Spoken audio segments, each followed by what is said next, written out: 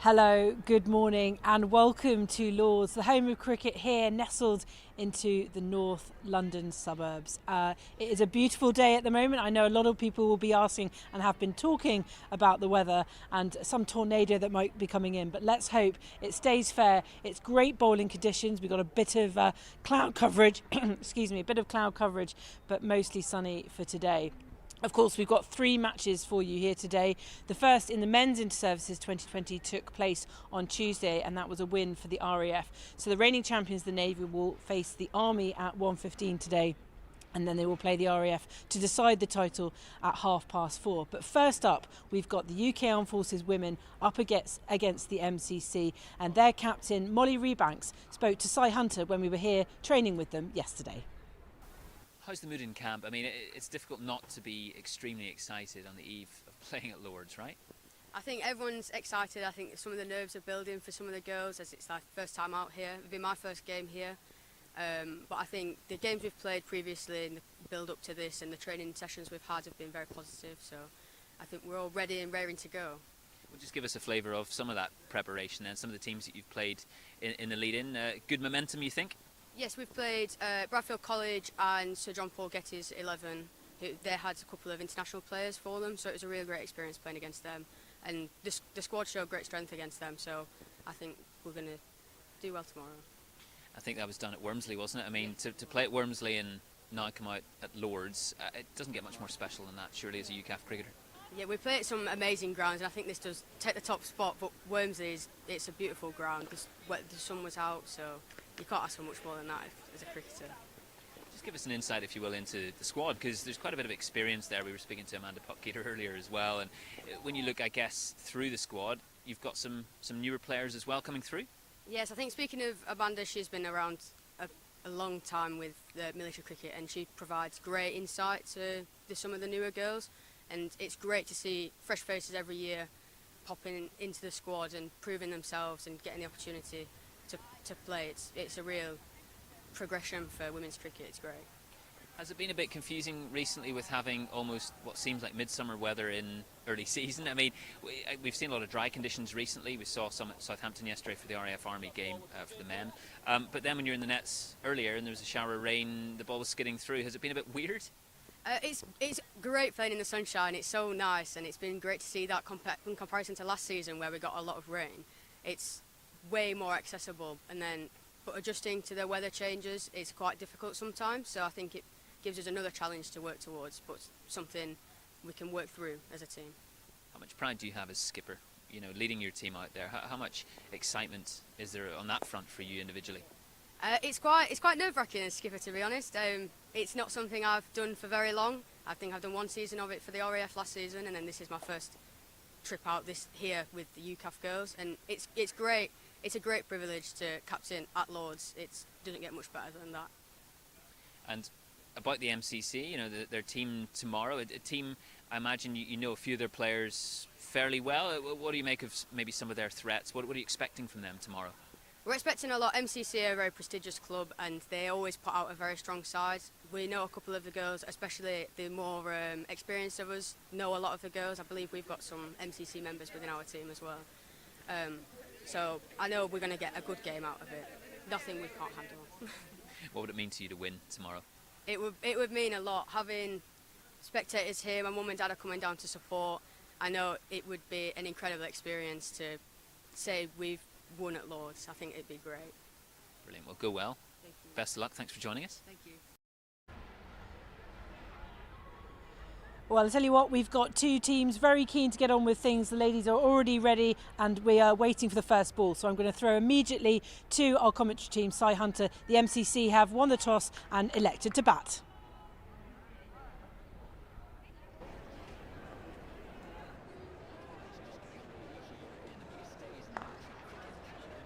MCC women winning the toss this morning, opting to bat.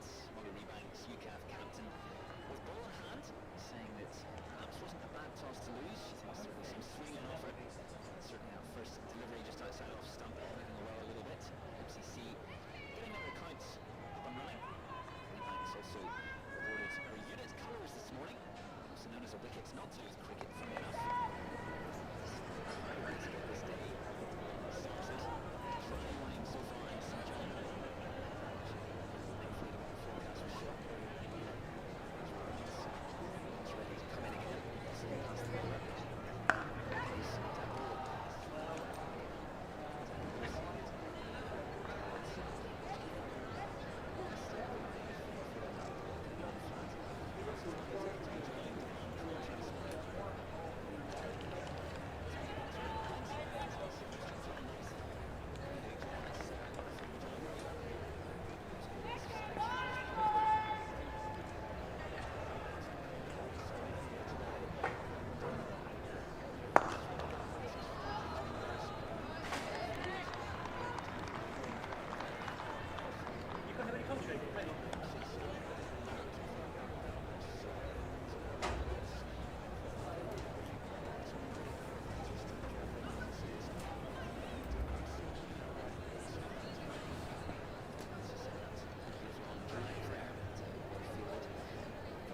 MCC so far in this first over of the game, and just noodled into the leg side for no run. Right edge and Trustler the opening bats for MCC, and it's quite a good toss to win, I think, today. Just having a look at the pitch looking a bit green in places, so you know, I'm not quite sure whether the ball's going to turn a lot, but again, good solid opening deliveries here from the captain, obviously, of the UKAF team.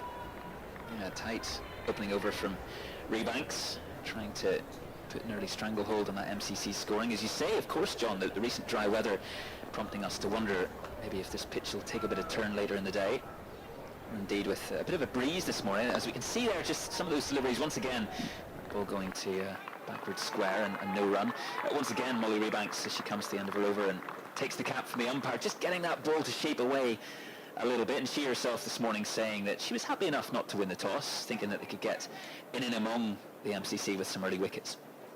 Yeah, it's always interesting, isn't it? You know, in this form of the cricket, whether it's advantageous to win or lose, and if you lose the toss, if you're having to field first, sort of the run chase is actually quite worth having. So I mean, I'm always quite surprised sometimes when a captain decides to bat first in limit over, particularly the T20. As we look here in bowling change, second over of the day, a new ball will be shared by Shema Kwashi. We know her attacking threats. That wonderful spell she bowled at Arundel in the women's T20 competition last year, and always going around with a smile on her face. But I tell you what, attacking, not who you want to be batting against when you're at the other end. And a lovely shot there played through the covers, the first boundary of the day, and making its way over the rope. The MCC will be pleased just to get that first Shema Kwashi delivery underway. Bit of a loosener there, I think, from Shen to start with. Not surprising. It's not easy being the opening bowlers here at Lord's. And it may be dry this morning, but not quite as warm as it has been in recent weeks, and perhaps sometimes, John, I guess also your fingers can be a little cold. We say especially that of spinners, don't we? But Shema herself with very canny medium pace, and her line of length is usually impeccable. Just a bit wide, as you say, with that opening delivery, and it was punished.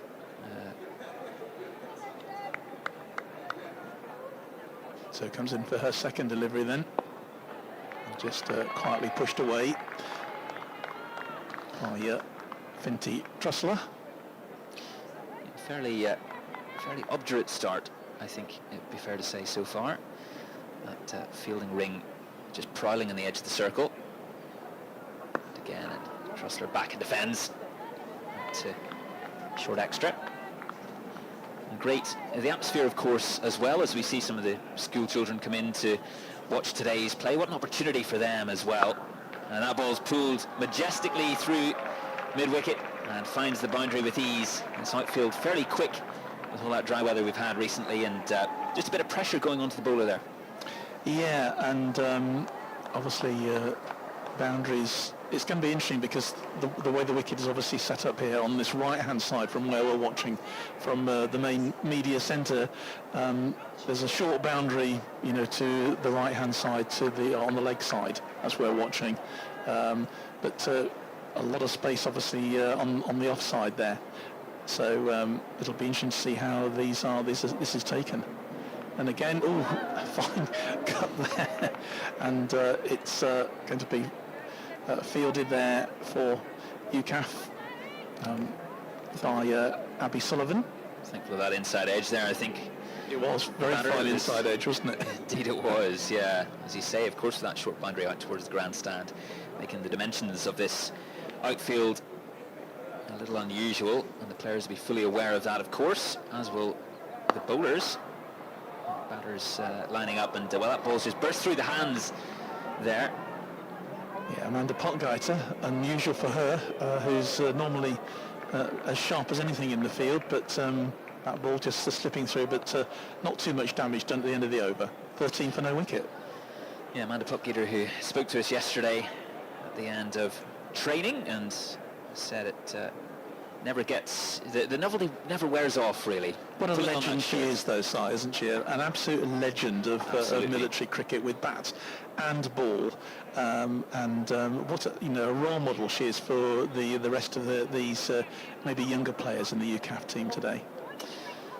Absolutely, and with ball in hand, just watching her in the nets yesterday, always metronomic, really, with her line and length, and just seeing how, and bringing some of those new players in as well, just seeing how she's been able to mentor some of them too. A blend of youth and experience in that UKAF squad, as Molly Rebanks was talking about.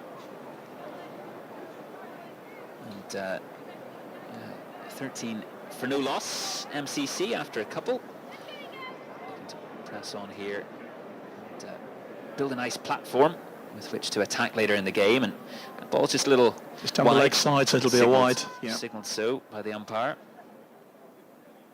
And again, in this form of cricket, conceding the fewest number of extras, so important, to keep that firm line and length, and because that's obviously another delivery, and T20, these are all crucial.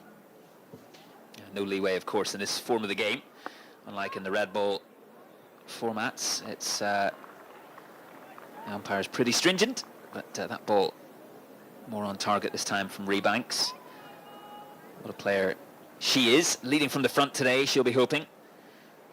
Taking her side through this match, a match which last year wasn't played, sadly, because of the rain. And so far we've been lucky enough, the player advances there, and that's fantastic stuff from Trussler, just using her feet.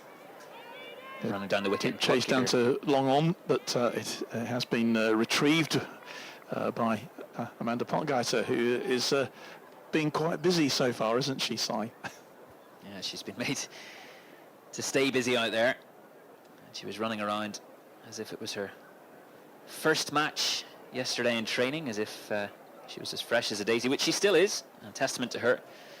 She's kept her mind and her body in great shape for this match. It's played right down to her, and that's an unlucky bounce actually for the veteran all-rounder. And it dribbles out. Bit of a Emily chase. Steele chasing. Oh, and she couldn't quite get there. It goes down to long off. And the chase in vain then in the end for UKAF. Potgieter, as I say there, John, with her fitness through the years and her just that mental toughness as well. She's just so consistent and always a player you look up to, you know, an inspirational figure out in the field.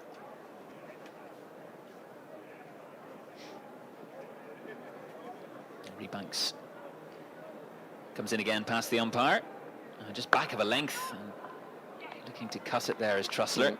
Nicely good with the goalie there. Yeah.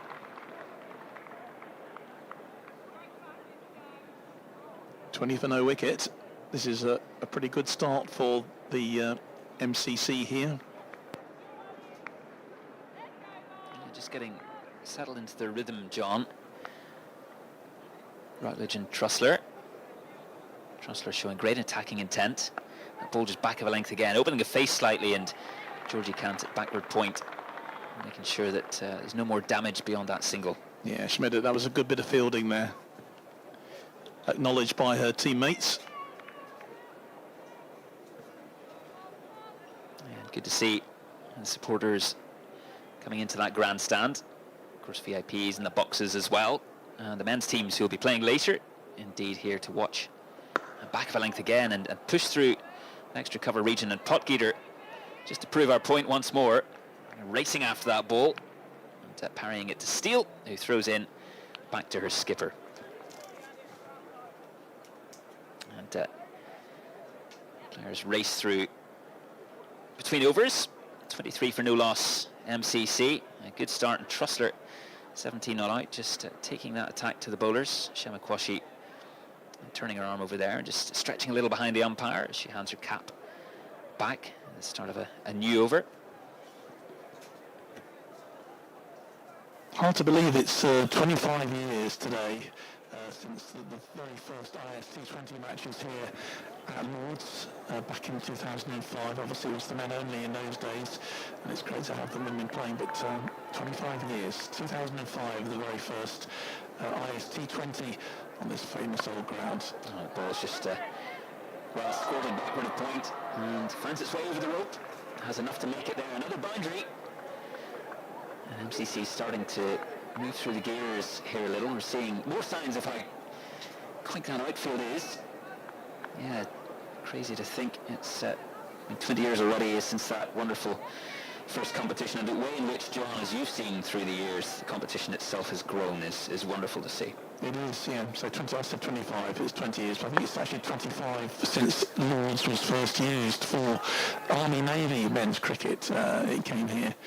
And I'm not quite sure if any families or members of friends of Graham Robinson are tuning in at the moment, but it was really down to Graham for that, and that's a fantastic shot there, which Amanda Potgieter couldn't stop.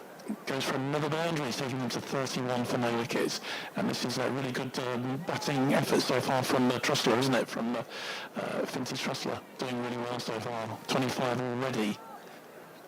Timing that ball beautifully there, Trussler, and finding the ropes with relative ease, and Shemakwashi under a fair bit of pressure here as she comes in once more, and a fairly full delivery. And that's it out. She covered, and that's the wicket they really needed. First wicket for UKAF women, and celebrating there, Georgie Kant, the catcher, with Shemakwashi, and well, Finty Trussler has to trudge back towards the pavilion.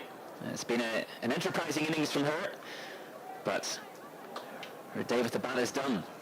Yeah, it was a really good delivery and fine bit of fielding work there to catch them out. It was Kant who got it in the end, Georgia Kant, who took the catch there, and that was a really important wicket at this stage for UKAF to get, because it just seemed that MCC were running away with it a little bit. But 31 for 1 looks an awful lot better than 31 for no wicket. Yeah, important. UKAF women will perhaps be thinking they can stem the tide a little bit here what we've seen so far. And Georgie Kant, well, we've become accustomed to seeing her so consistent with the bat, but standards are tip-top in the field as well. Barely misses a beat, no matter what she's doing in a cricket field. Georgie and Connie, her twin, of course, who's not playing today. And she's away at the moment, but Georgie Kant just prowling there in that extra cover region. You're talking about Amanda Parkgeeter. I mean, she has an incredible batting and bowling record. She's top of all the charts when it comes to military women's cricket. 55 matches, 59 matches, 59 innings at all levels for UKAF, for an Army as well. She scored 2 centuries, 1300s and 1937 runs scored, and she's been equally brilliant with the ball as well. She's bowled 321 overs during her career. Her economy 3.6 with an average of 17.8 and 65 wickets. That is quite remarkable stuff. It's not bad at all, is it? Brilliant stuff there from Kant. Yeah, and Parkgeeter, as you say, with those stats, well, that's a record to admire and to look up to for all these players. She's been around for a few years, not her first rodeo, but I tell you what, the excitement was palpable yesterday when we chatted to the players ahead of today's match, and it's been great to see they've been treated to some dry weather so far. As Quashie comes in again, trying to make things a little tighter now. Sal Dixon, the new batsman, first drop for MCC this morning, and at the end of the over, it's 31 for 1 and first wicket down. 4 overs gone, yes. Not followed too far behind, actually, in the stats by Hazel Garton as well, who, of course, now is the manager of the UKAF team, Hazel Garton Rains. And she's got a pretty healthy record, too. Second in the charts of bowling, 45 wickets over her career with 42 matches, well behind Amanda Parkgeeter, and also third in the rankings in terms of her batting effort as well, with 627 runs, including she's got 150, but and a great performance from her over the years. But just some of these names here that crop up, we will no doubt be hearing, and if any of them more appear, then we'll run through those stats. But I think Richard's done an amazing job with the statistics here, hasn't he, to let us know how things are progressing, and the field just being reworked slightly as we look. And Chloe State coming on to bowl. Yeah, so our first player. First bowling change with 4 overs completed here. Abby Sullivan, I beg your pardon. And the 16 shirt on today for UKAF. Coming in past the umpire. Ball swinging away. A lovely outswinger. Great delivery. And playing a miss there from Routledge. And, well, it's just that swing that we were mentioning earlier, John. Probably helped a little bit the breeze there as well. So Lois Thornton getting up close and personal behind the stumps there. And hopefully we can see a bit more of that from a military point of view. Coming again, Sullivan, and that ball squirts off the outside edge. And well fielded there. No run, so just a little bit of pressure now. You feel the last 3 or 4 deliveries. A few dots building up as well, being applied to an MCC side who got off to a decent start. That wicket just pegging things back a little for UKAF. Sullivan again. Swinging out, and full toss. Low full toss missed there. Down the leg side, so that's a wide. Takes MCC to 32 for 1. Umpire just signalling there. Free hit, I think. No ball called. So just coming in again, Sullivan. Past the umpire. Bats. Batter setting herself and sliced rather over extra cover, landing safe between the fielders. Kant throwing it back in, a chance for a run out here, and very, very close in the end. Umpire looking about not interested ultimately. Very good fielding there, and well, that would have been interesting had second wicket gone down, and UKAF, you feel, are just hunting now, John. Yeah, it was a risky run that. To this stage in the game for MCC, but they took that risk and it just about paid off. And so the two umpires, Dave Young and Charles H. Fellows-Smith, looking after things out there in the square. Sullivan again, just back of a length this time and dabbed out towards gully region. Picked up again by Kant. Flat throw in to the keeper. So we're halfway through this first over then for Abby Sullivan. Sullivan has been a mainstay in the bowling for some time in military cricket. And Quashie there, just sprightly, had extra cover feeling that ball. And so far it's just been interesting to see some of that movement, hasn't it, John? Some of that swing. The wicket seems to be playing fairly true. Like some of the nets yesterday when the players were finding the ball skidding through a bit low, especially after one of the showers that we had, as Sullivan collects her cap and completes her first over. 34 for 1 through 5, MCC.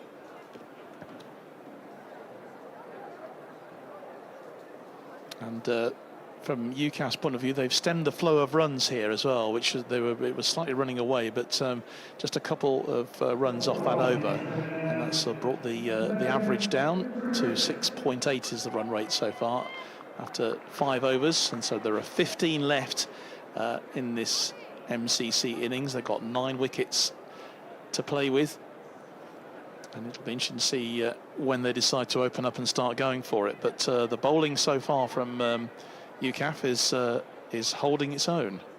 Another bowling change. Megan Richards coming on from the pavilion end. Looking to keep things tight. And Ellie Stanley up to the stumps.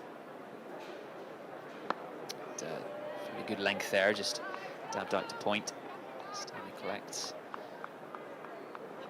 An opportunity here, of course, for Richards to keep some of that pressure applied.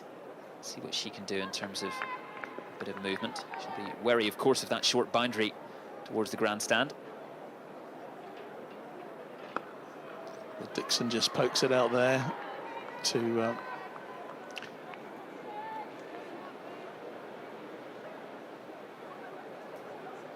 Kwasai, who's she seems to be in everything at the moment, doesn't she? It's a funny thing in cricket, isn't it, John? The ball tends to follow you when you've been involved in some action, usually when you haven't been catching well. Usually when things perhaps aren't quite going in your favour. But at the moment, UKAF women will be fairly happy to keeping things a bit tighter now. And good over so far from Megan Richards. Yeah. Not conceded anything. Chat the field as well. Richards comes in and a bit of a straighter delivery. Just defended out into the offside. Yeah, not a lot that Dixon can do so far. This is a really good opening over here. 4 of the 6 balls completed, and a maiden over in T20 is worth very much having. That's down the leg side, but the umpire's happy. Leg side and just moving a touch straighter, and no connection made in the end. Sometimes a bit of a blind spot for some batters. That region just on the legs, often just under the sort of hip there. As Richards comes in again, and a big swipe. And that's a really great over then from Megan Richards, and a maiden, the first maiden of this innings for UKAF, and they'll be really pleased with that. Keeps the score to 34 for 1. McHen's teeth, as you alluded to, John, as well. 34 for 1, maiden over in T20, especially when you're defending a fairly short boundary. Sullivan giving her cap to the umpire. And more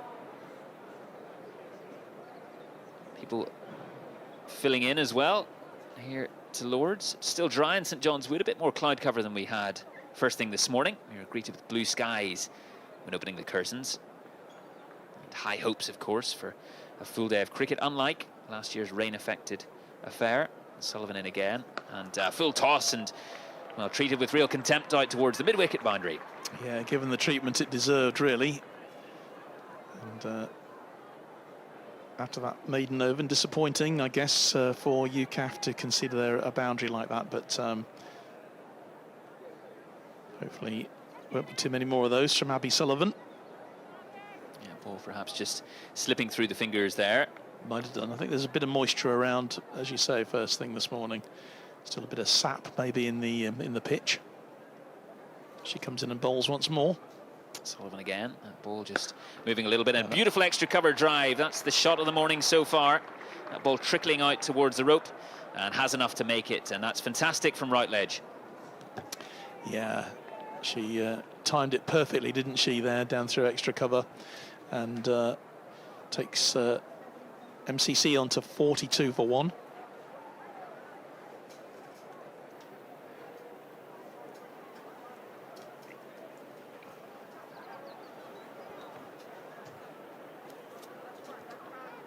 Just trying to keep the scoreboard ticking there, MCC.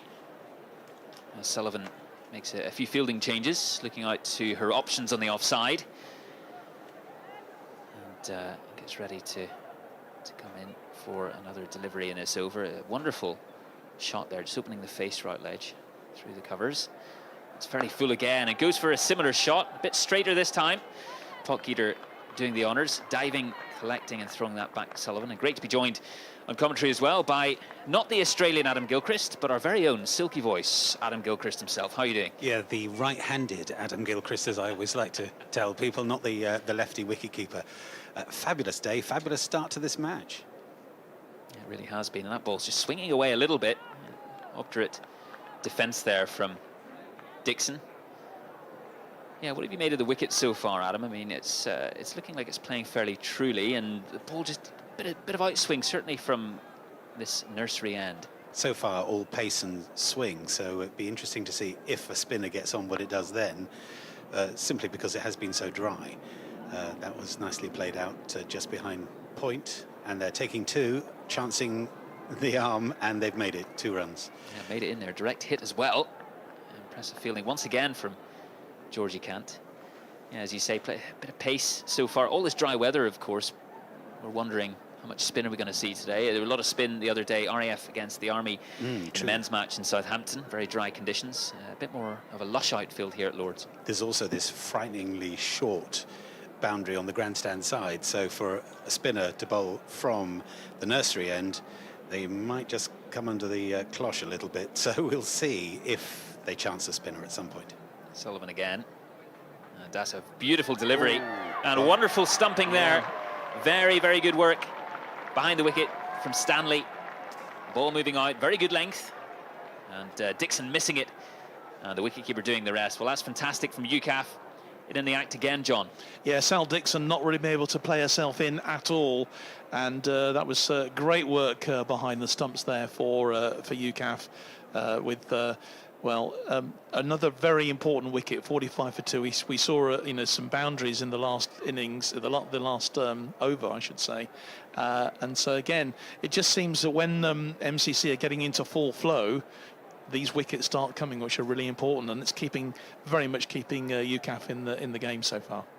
Looking for momentum, I suppose. For the MCC team, it was all about Finty Trussler, wasn't it, who really got them going with some boundaries, a couple of fielding mistakes as well, if we're honest, but she'd got the MCC going. But it does look a bit like they're becalmed otherwise, as you say. Sal Dixon just couldn't find the middle of her bat, could she? No, she couldn't, and obviously there was a maiden over before that for UKAF. And maiden overs in T20 are worth their weight in gold. Absolutely, yeah. That put the pressure on, as they will be now on the new batter who's coming out, whose name I can't see immediately. Yeah, how often do we say in T20? Francesca Sweet. Yeah, Francesca Sweet is... she's hoping to hit a sweet spot here. Hey. He's been having these lined up this morning, I'll tell you that. John Nyson with the jokes. He's here all week. Yeah, how often do we see in T20 those skyscraper graphics of a team's run rate, their progress? And as you say, John, and Adam, you're alluding to the wickets at regular intervals, just keeping that run rate down, pegging them back, just when you're getting a bit of momentum in a partnership, keeping you going. Yeah, it was been a tight start, and then it looked like the MCC were getting away, and now back we go again. So there is a lovely bit of swing to and fro at the moment. Yeah, Richards again. Ball played fairly forcefully out towards extra cover for no run. Richards from the pavilion end. UKAF fairly happy so far, 45 for 2 into the 7th. Coming in again. And, outside edge past the keeper. And they'll manage the single okay. It was Abby Sullivan making sure that ball didn't get any further. Well, Megan Richards has been very frugal so far with her deliveries. Obviously, she got the maiden over. And not too many runs are coming from her bowling so far. That was a bit of a lucky outside edge, as you say. Yeah, you'd always take that, wouldn't you? 8 balls, 1 run conceded. Absolutely. And again, Richards right on the mark. And the batsman can't do too much with that. New batter, Sweet.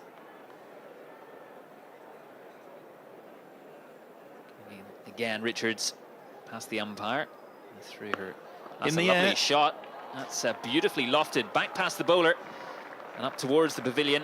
And fantastic for Sweet to get her boundary count up and running. And beautifully timed as well, that shot. Yeah, straight onto the long arm boundary over there. And yeah, not a lot anyone could do about that one. It's a quick outfield, which you'd kind of expect at Lords because they worked very hard on this after all. But there was a bit of rain around yesterday. You think maybe would have slowed it up? Doesn't look like it to me. Yeah, that outfield very quickly. And it's a beautiful flick off the legs there. That's brilliant stuff once again from Sweet. With the ball, it looks as if it's going to trickle over that boundary rope once more. And very impressive, just showing her 360 game here, Francesca Sweet. Nicely timed it was, yeah. 54 for 2, the MCC move on to. I guess it was a no-brainer to bat first on this sort of day. I don't know, would the UKAF team be happy to chase? We were discussing that actually, and of course MCC did win the toss, so they elected, obviously MCC elected to bat first. We were just discussing, obviously in T20 quite often it pays to be on the run chase, but true. Nevertheless, they probably had a bit of inside knowledge, having played on this pitch rather more often than the UKAF team does.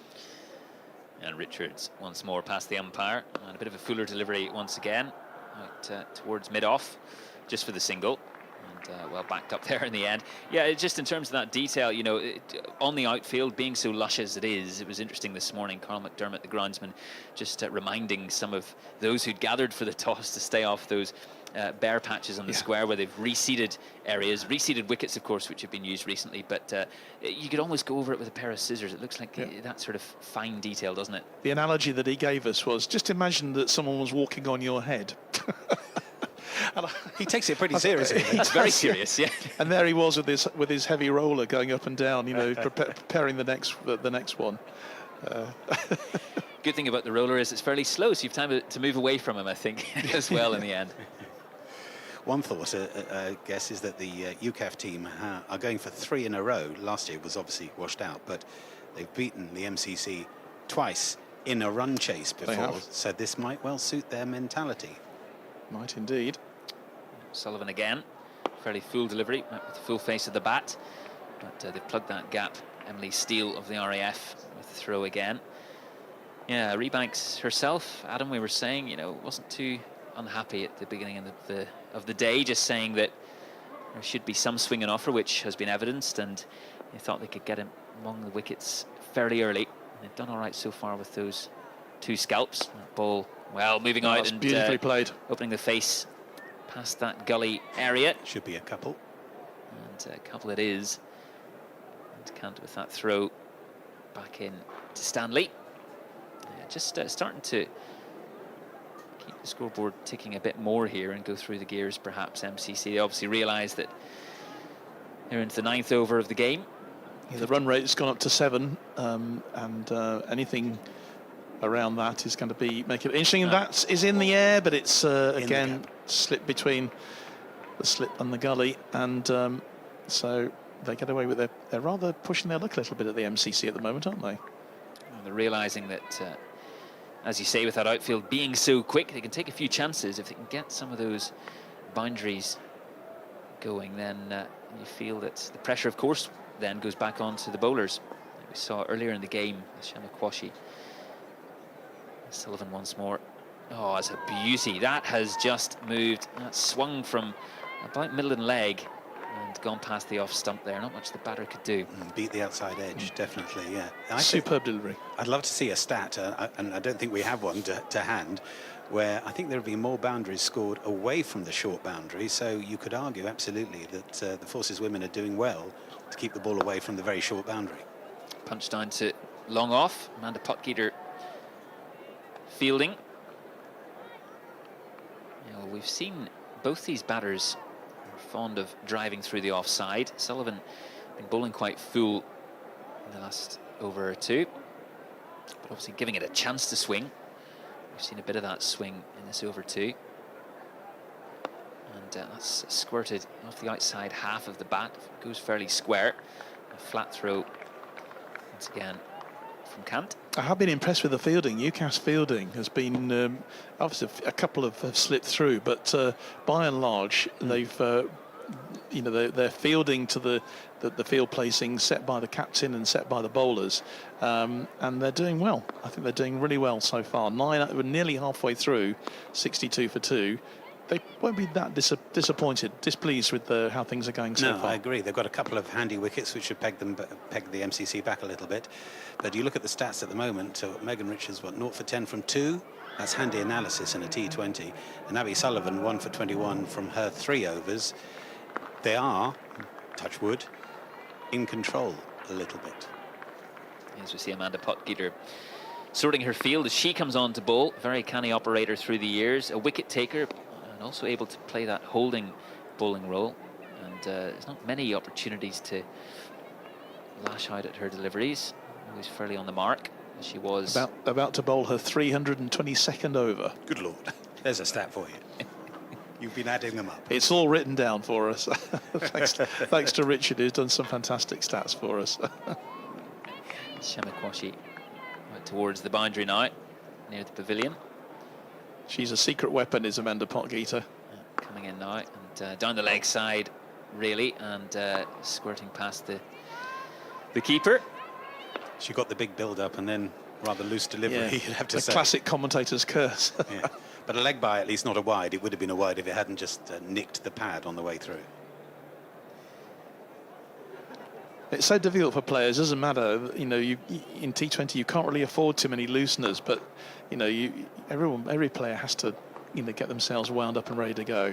They have to feel it, don't they? You do. Exactly that. Better second ball there, but yeah, slapped straight to cover point. 64 for 2, and we're heading for the halfway stage. So, yeah, MCC will want to press on from here, won't they? Sky's still looking good in St John's Wood, and perhaps nice for the bowlers to have that overcast set of conditions. A wide though given, just wide of the off stump, and the umpire's not taking any prisoners here. Coming in again, and that's much straighter this time from Potgieter, and patted down. Fielder racing in to stop any quick single. Yes, that's the kind of wide that would get challenged in the Indian Premier League. Yes. Absolutely. With their technology. I thought a little harsh, to be honest. I thought so. He'd be a bowler, eh? Ball just coming off the outside edge, thick outside edge, being chased down by Sullivan, and a couple fairly easily there for MCC. 67 for 2, 2 balls to go to the end of the 10th over.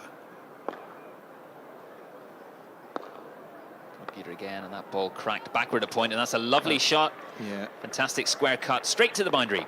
Yeah, not a lot that fielders could do there to stop that one, unfortunately for Lois Thornton, who was there covering on the boundary there. A beautifully timed shot. Amanda will not be happy with this opening over that she's done, knowing how committed and strong she is. This has not been the best over that I've ever seen her bowl. Yeah, the high standards she sets for herself and her team as well. A couple of short ones, a wide one, but only 7 conceded, so it's not disaster. No. Ball head out towards mid-off. No, well, it looked like there was maybe a momentary chance for a run out, but they got through fairly easily in the end. At the end of Amanda Potgieter over. 72 for 2 and the halfway point. 10 overs gone. MCC, Routledge 21 off 22 balls, and Sweet 18 from 12. She's applied a bit of impetus since her admission to the crease. And you do look at the run rate, don't you? 7.2. It's, you know, it's not running away from UKAF here, which is good. They could do with another couple of wickets, I think, just to sort of stem the tide. These two, Sweets and Routledge, of course, who was one of the opener. They are well established now, and so with Sweet on 18 and Routledge on 21, so they could do with getting rid of this partnership. Abby Sullivan to bowl her 4th and final over from the nursery end. We say a lot's made of chasing and setting totals. Sullivan comes in, bowls, and that's on the mark. That's a good ball there, defended away. But yeah, we say a lot's made, of course, about whether a side bats first or second. But of course, momentum comes into it too. And if MCC continue with this partnership and bolster that score, and the momentum towards the end of the innings can count for something as well. And UKAF don't want to be in a position of having to feel like they're chasing, firstly, too much, but also chasing the game. Well bowled outside off stump. Seemed to just nip through a little bit and catch the batter slightly by surprise. So a nice dot ball there, always handy for a bowler if they feel like the batsman's beginning to get on top. Yeah, Abby Sullivan has been very, very frugal so far in this over, which is she want to keep it going. And again, that's full, but a square drive and heading towards the boundary. 3 chasers. They're not going to make it. Towards it, beating all 3 of them. Yeah, nicely timed. Again and again a boundary on the long side. So you could argue they're having to work for their boundaries at least. Whereas I wonder if UKAF are still just so aware of the short boundary on the other side that they're thinking, yeah, keep it away. But it means you might bowl a bit wide and might get slapped like that through the covers. Yeah, they've been given quite a bit on the offside here. These 2 batters, Routledge and Sweet. There's now a deep cover in place to head that kind of shot off. Only too happy to play through that region. It's a better length. And, oh, well, that's a misfield there.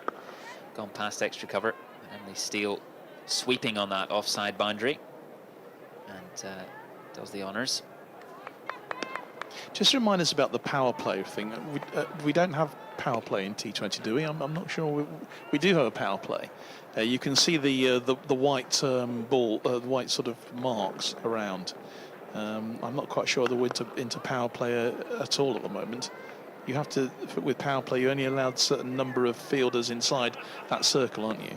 Yeah, normally it's the number of fielders outside of the circle, and there are 3 at the moment, but I thought at this stage they'd be allowed 4 outside. Maybe it's just in guarding the grandstand boundary, you can almost get confused between whether they need to be in the inner circle or not. There are only 3 fielders outside. Yeah, first 6 over. That ball skewed in the air and just over the head of extra cover. And in between, once again, it lands. Yeah, the first 6 overs of a T20 match being that power play period, as you say, in that ring, keeping the fielders restricted to being inside the 30-yard circle.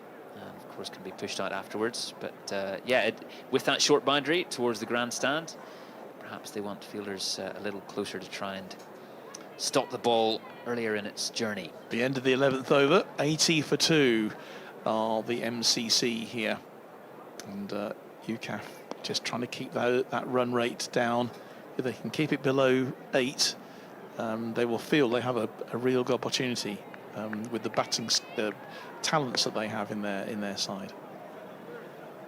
4 fielders now outside of the inner ring, 2 on the offside, 1 at long on, I beg your pardon, and 1 out at mid-wicket. Potgieter in again, just back of a length there, punched out towards the edge of that circle, and ball coming in, but the batters make that run. 81 for 2 off 11 overs and 1 ball, so difficult to call at this stage. This is just how you want it. Exactly. Although obviously we're rather biased here. Yeah, just a tiny bit. Potgieter again, that ball punched past extra cover and well fielded in the boundary. Of course, that boundary not being far away at all from today's strip. And Potgieter so far a little tighter in this over than the previous effort. But the batsmen are showing plenty of intent and flick nicely down towards long on. Shema Wright having to do a bit of work coming from the pavilion. Throwing that back in to Potgieter. Potgieter, of course, who's seen many a scenario over the years. Won't have been phased by that bit of tap in the first over, but as you said, Adam, not going for too many runs in it either. And a bit aerial there, but goes safely to the fielder on the boundary.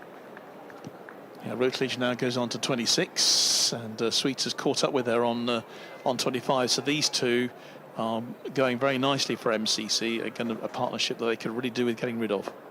You always look at yeah, the rate, each individual rate, and Isabella Sweet is 25 off 18 balls, so she'll be happy with that. I'm sure her captain will be happy with that.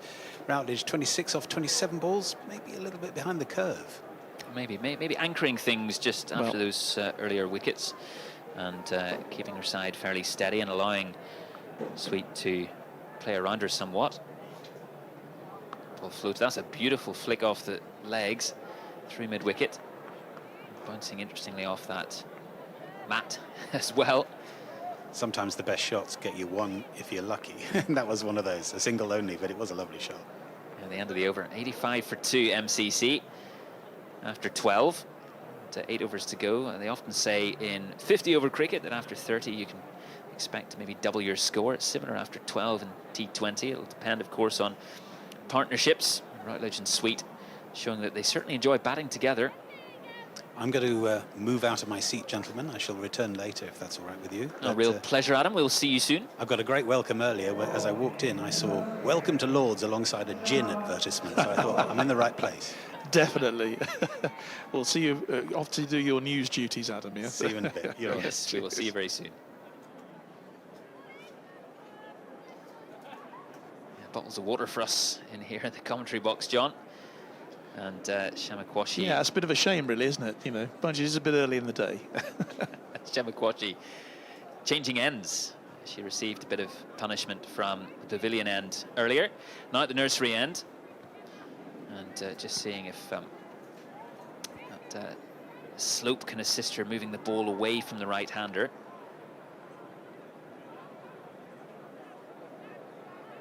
Just making sure that I say deep square leg, but square leg on the rather close boundary has moved back. Koshi in and floating that ball up on a half volley length and fielding it herself. Did well. Sometimes a bit of a stinger, John, isn't it, when you field one of those? I think she can feel her hand there. Yes, just shaking out, but that's an important stop. And again, and better length, but pulled, fairly quickly pulled up there, off a length. And just a single. It's good fielding again from UKAF. You know, these tight situations, they're doing well. Not too many slips so far, and they're keeping the score down. 86 for 2. Just twirling the ball in her hand as she moves in again past the umpire and through the crease, back of a length on the offside, and that's beautifully hit through the covers. A bit of a gift there for the batter, and Sweet doing the business once more. Sweetly hit through the covers, this time off the back foot. Yeah, lovely drive there from Francesca Sweet. Just moved her feet, got herself into the position, and it sat up beautifully for her. Someone trying to poke through a bit more, just that sort of milky sunshine we describe sometimes. And, played again. That footwork, as you say, John, very nicely done again from Sweet, coming back for the second. Oh. Well, the ball just bobbling through to the keeper in the end. Yeah, just half an opportunity there for a run out, but it didn't quite work out in the end for UKAF. Shamakwasi comes in, bowls once again. A lot of air there. And again, well stopped by Molly Rebanks there, the captain from the RAF. Yeah, because that ball was headed for the boundary at the speed it was hit there as well. Yeah, so several runs there, no doubt about that. And again she comes. And, well, that's just asking to be pulled, that ball. Is not going to be stopped, and clatters the advertising boards. Yeah, absolutely. And Routledge there, and Sweet, both on 32, not out. So they're both pushing on very nicely, just 3 short of the century for the MCC. And those are the figures there for Kwasi. Then she's completed her 4 overs, and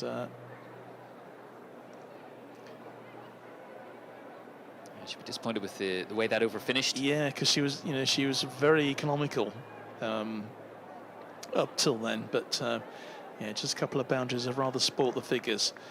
So 13 overs completed, 97 for 2. Amanda Potgieter about to start her 3rd over.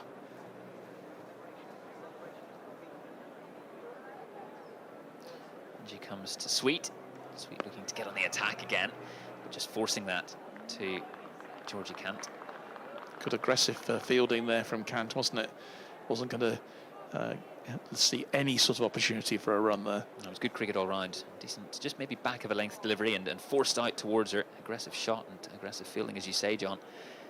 And, that's a great delivery. Claiming the catch there as well. The umpire not interested, but great glove work again behind the stumps from Stanley. Yeah, she did well there. It was a great delivery as well from Amanda Potgieter there. Just finding her line and length. And again. Once more. Opening the shoulders there, Sweet, and what looked like being fairly close turned out to be okay in the end in that run. She was desperate to get a run there, I think, to stem the tide, because Amanda was just beginning to win that little battle. Yeah, that's what you get with good bowlers, isn't it? Not just their ability to hone in on a line of length, but also you're in a battle with them. It was often said, of course, of Shane Warne, so many international cricketers who've been able to hold that position, those mind games as well. Similarly, with what you were saying, John, about Amanda Potgieter, you're in a contest and she knows every which way to try and get you out. And once again there, Routledge trying to open up a little bit, not quite timing it, skewing off the inside half of the bat. This is a good over from Amanda Potgieter. This is the best of her 3 overs so far. Sweet once again to face her. As well. Oh, and it slipped through the fingers too of Georgia Kant there, but not too much damage done. Nicely and done. That is the end of the over. Yeah, nicely and done. And that takes MCC to 100, 100 for 2 off. 14 overs there. Yeah. Nicely done. Sweet just giving herself a bit of room, backing away, opening the face, and, getting that single. 52 minutes is taken for that 100 to come up off 84 balls. Similar score for both of them. Routledge 33 and Sweet 34 not out. Trussler earlier with a real aggressive intent. Yeah, she made 25. Unfortunately for MCC, Sal Dixon not able to get going, and she was out for 2. That was the last wicket to fall. And so it's even Steven, only 7.1 per, that's the run rate, and that's all important in T20, of course, just looking at that run rate with 6 overs to go. Kwasi again. This must be her last over. It's her 4th indeed, yeah, her last for veteran bowler. Ball just face opened and slicing it out towards. She won't thank Sweeper. you for calling her a veteran bowler. Well, I was going to say you may remind her, but of course, if she watches back, she'll hear it anyway. And that ball helped round the corner as well. And a nice bit of working with the angle. And they stop it, UKAF, they do. And Kant throws that ball back. They nice bit of fielding there as well from her. Get a couple.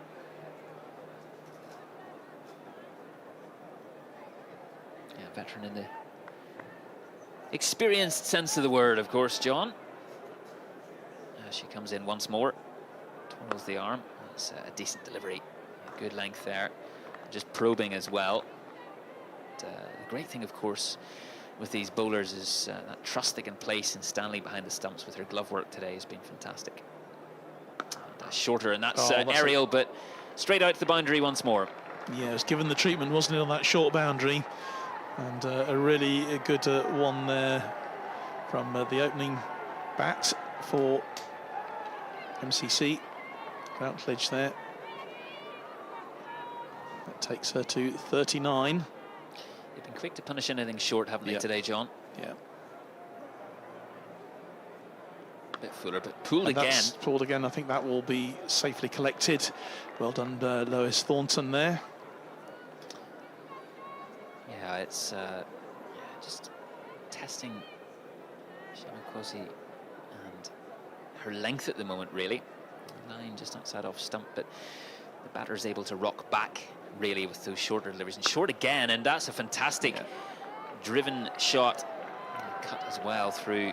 Covers, and it's you know, a great. Again, you're quite right.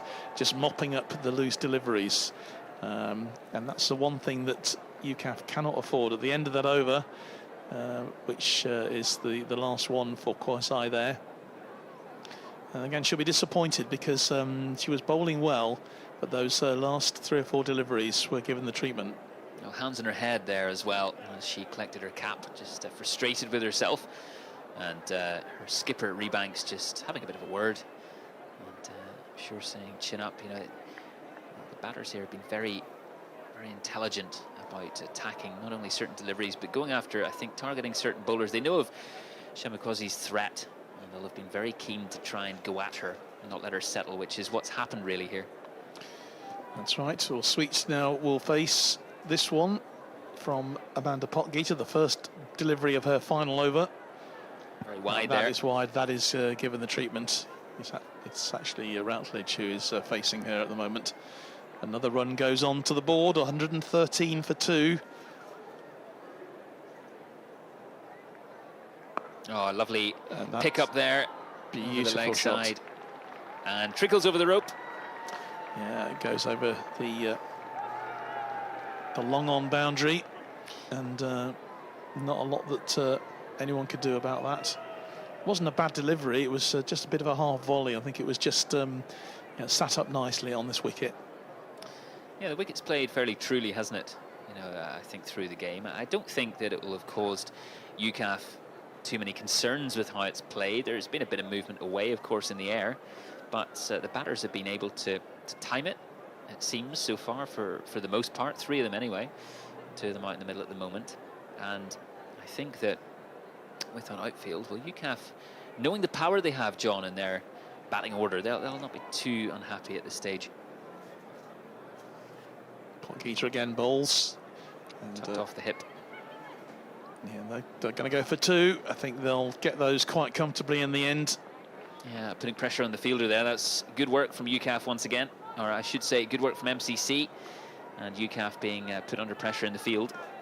Yeah, Emily Steele from the RAF having to mop up the ball there. Potgieter in again. Routledge is playing this a little of her pads, and well, it's gone past fielder. Shamakosi gathering a little deeper.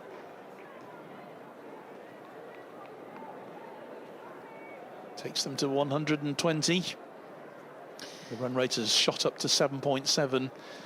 So really important now for UKAF. If they can get another wicket here. It was close to being one there. There was a play and a miss.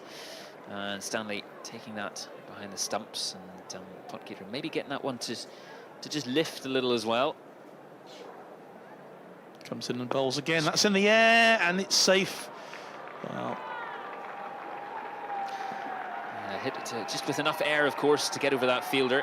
It did hang for quite a while, didn't it, John? And you know, from our position here, it kind of looked it was ready for a catch, but sadly for UKAF, not the case. And so another boundary with Routledge heading towards her half century. She's on 47 at the moment, and Sweet is not far behind on 43. Sweet facing up here against Potgieter, and punching that back up. No run taken. The fielder. And from our position, of course, up here in the wonderful media centre at Lords, just seeing more people filling in now to come and watch. What a wonderful opportunity, of course, as well, John, to come and watch a bumper day of cricket. 3 matches back-to-back at the home of cricket. Where else would you want to be on a day like this? And yeah, it's impressive. Amanda Potgieter then finishes with her 4 overs, 0 for 28. And Skipper comes back on, Molly Rebanks. The end of the 16th over, 124 for 2. And UKAF could really do with a wicket or 2 here. And the business end of the innings for MCC, they've given themselves a platform, both as a team and individually as well. Both those players approaching their half centuries. Routledge on strike to face Molly Rebanks. To lead from the front here, Rebanks is skipper. And a good bowler. She is just fixing her field a little, especially towards that grandstand on the leg side for the right-hander. Important moments then this for UKAF and also of course for the MCC innings. Rebanks in and good. Oh, that's a great delivery. Wonderful stuff there, just swinging away, shaping past the outside edge. And Routledge not able to get any willow on it this time. In her red cap today.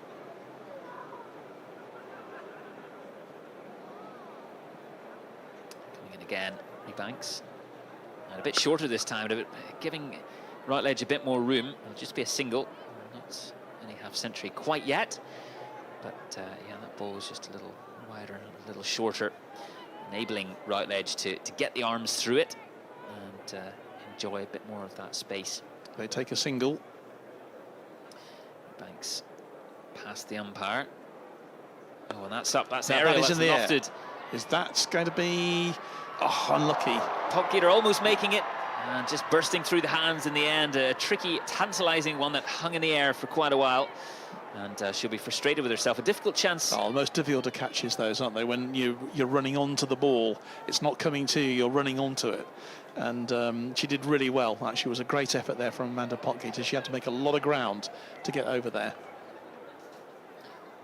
And oh, that's short and wide, and batter just missing out on it really there. Sweet's been in fine touch today, and timing the ball wonderfully so far. On 45, not out. Both of these two closing in on half centuries. Banks in again. Oh, and a little straighter this time, forcing the batter to Sweet to push it up towards long on, or mid on. And yeah, a little bit of a tighter over so far from Rebanks. Yeah, it was what was needed as well, just to stem the flow of runs.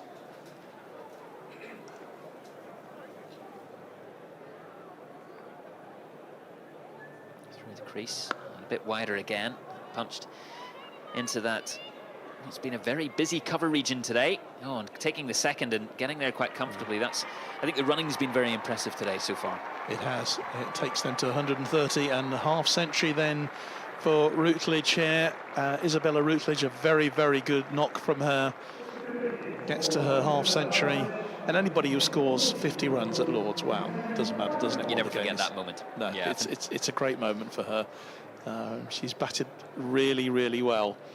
And of course, Francesca Sweet is not that far behind either. She's on 46, but the end of the 17th over, the MCC 130 for 2, and their run rate is approaching 8 and over. Not undoable for UKAF, but it's really important now they can keep this bowling under control here, this batting under control. Great from Isabella Routledge. 50 runs, 43 balls, 5 fours in that innings. Megan Richards then takes up the mantle. Forced off the back foot. Great bit of fielding there. Yeah, it's good from Kant once more. Her glasses and cap coming off, and just being handed those back. Or the second cap, I guess she's wearing at the moment. Richards, as you say, keeping things tight through this innings so far. Back on. And that's a little fuller, and the ball will land in the gap there, lofted towards the pavilion. They just take a single. Routledge moves on to 51.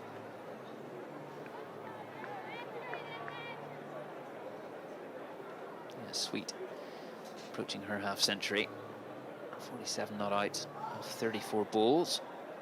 Just one strike away and trying the little, well, trying the ramp rather, which I think was just deflected into her body. So not quite the result she was aiming for. The umpire coming just to check she's all right. And well, that was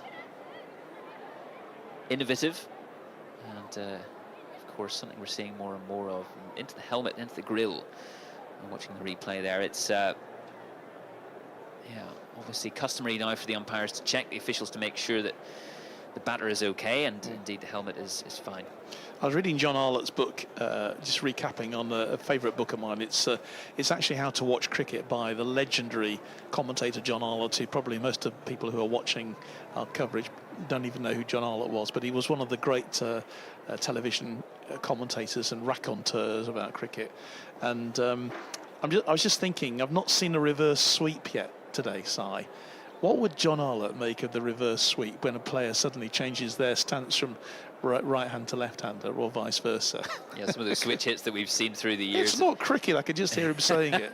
Well, of course, there was that time, wasn't there, years ago when Kevin Peterson, when batting for England, really, I think, rewrote the sort of the textbook on that, rather. You know, that shot against Scott Stires at Chesterley Street 2008. And I remember him switch hitting in Sri Lanka in 2012 when he went to a century there as well. And it's tricky, isn't it, because the umpires were flummoxed to some extent, wondering whether the rules for a left-handed batsman would then apply to the right-hander, because he's changed stance, hasn't he? So all sorts of interesting permutations to playing switch hits. Something we're seeing a little bit more of. Certainly something we're seeing a lot more of these days are those ramp shots, not least Joe Root in the Ashes. I remember first ball of, I think, the second day at Edgbaston. Pat Cummins comes in and Root tries to ramp him over the keeper and missed out on it entirely, but he's played a few to great effect as Richards comes in again. And oh, that's a great delivery again. That could easily have gone onto the stumps. But she lives to fight another day, does does Francesca Sweet. So close to her half-century, she's on 47. Yeah, just not far away from the stumps, that ball at that time. Oh, and pushing it through, and will I get to the boundary? Fielder there just doing very well, and making sure to get a diving stop, and close chance for a run out there, but Sweet makes it back in time. She does, and instead of getting the boundary that she was expected, she just got the single there. Takes her on to 48. So Routledge now is facing. Full toss again and hammered out towards the mid-wicket boundary. And that is going to go for 4. Well, it's another full toss, and this time pulled out towards deep mid-wicket, and Isabel Harrison not able to get there. Not surprising, it was really going with such pace. And Adam was quite right. I mean, the outfield here must be going, you know, at the speed of sound, because we've had so little rain, although, of course, the pitch here will be watered regularly and often. But yeah, it's that was difficult for anyone to chase onto. Yeah, the outfield being lush, no matter what the weather. I remember a few years ago, that bumper summer we had in 2022, and coming here for a day of the Test match, England-South Africa, and Carl McDermott in the run-in talking about how he, an interview he gave to the BBC, just talking about how he'd managed to keep the outfield, I think using pellets, which were able to retain a lot more moisture with a lot less obviously coming from the sky, because at that point, I tell you what, a lot of the UK looked pretty brown. It did. Rebanks in again, and oh, that's nicely played off the legs, and oh, that's, well, looking a little tight, but she was fine in the end. And takes Sweet on to 49 in this, the 19th over, just 11 balls left of the innings. Rebanks again, and well, coming off the toe end of the bat, I think, there from Routledge, straight back to the bowler. No harm done from the batter's perspective, but not what she was intending, of course.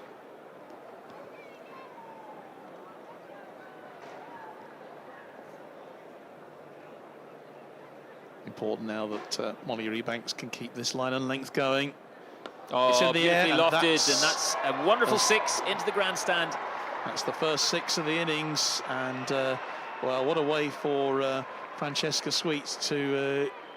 actually, it wasn't Francesca, was it? Sorry, it was Routledge, who has really been on form, batted right through the innings, takes her to 61 and takes the MCC on to 144 for 2. Yeah, Routledge just using those levers there and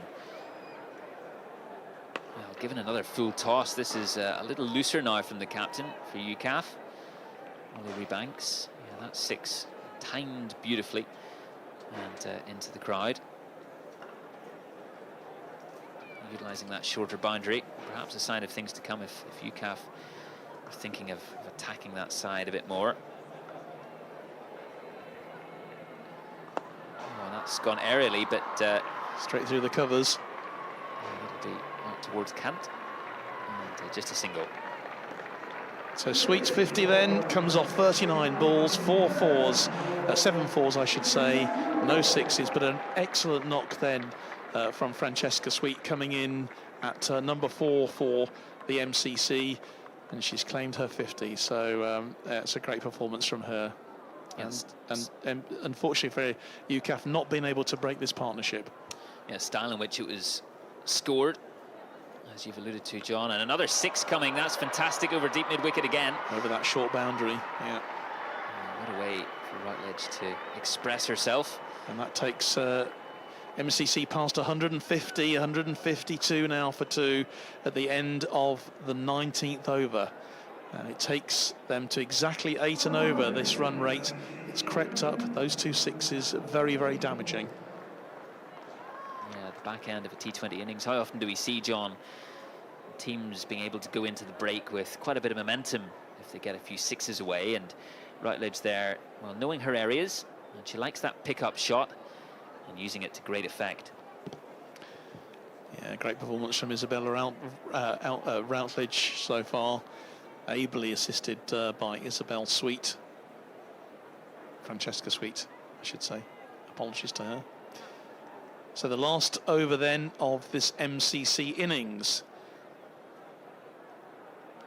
Oh, looking for that ramp shot, beautifully played over the keeper. The ball hasn't quite got enough legs to get past the fielder there.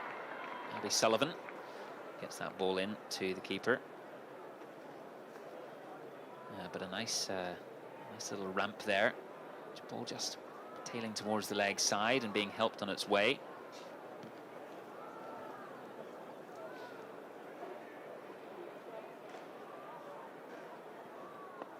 Oh, and that's aerial, but that's behind backward point, and hasn't quite got enough power to get to the rope. And Lois Thornton throwing that ball in there from the edge of the boundary. And well, we can see what MCC are doing here. These two have been absolutely fantastic, Routledge and Sweet. 68 and 54 not out, respectively. And you couldn't say they've been swinging the bat, really. They've been playing very, very sensible shots, and that's another boundary. Which nothing Amanda Potgieter could do about that one. And again, Routledge in fine, sparkling form with the bats here, as has Sweet as well. They've both been, they've certainly hit the sweet spots. Sorry, I had to get that one in again. You've got a list beside you there, John, of those. I love it. But yeah, as you say, I mean, that ball just slapped past sort of wide mid-off, and playing within themselves, it seems. Very smooth innings from both, not taking too many risks. We've seen a few aerial balls that have landed between fielders, but all in all, it's been a very measured and composed innings from both these batters. It's leg side and towards the fielder. It is flicked. And, Richards gathers in this final over of the match. How much can MCC get? 161 for 2 at this stage. Just 2 balls left.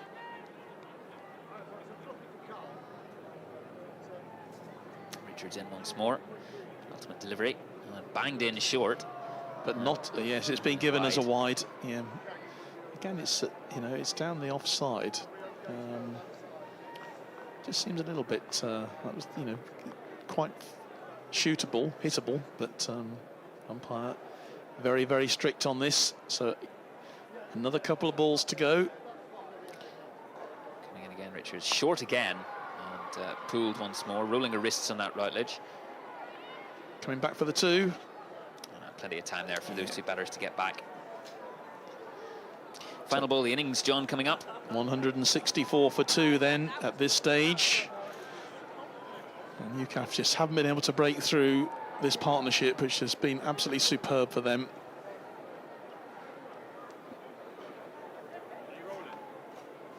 The last ball, and Routledge gives us a good swing. They'll come back for the second, and they'll make it quite comfortably. 166 for 2.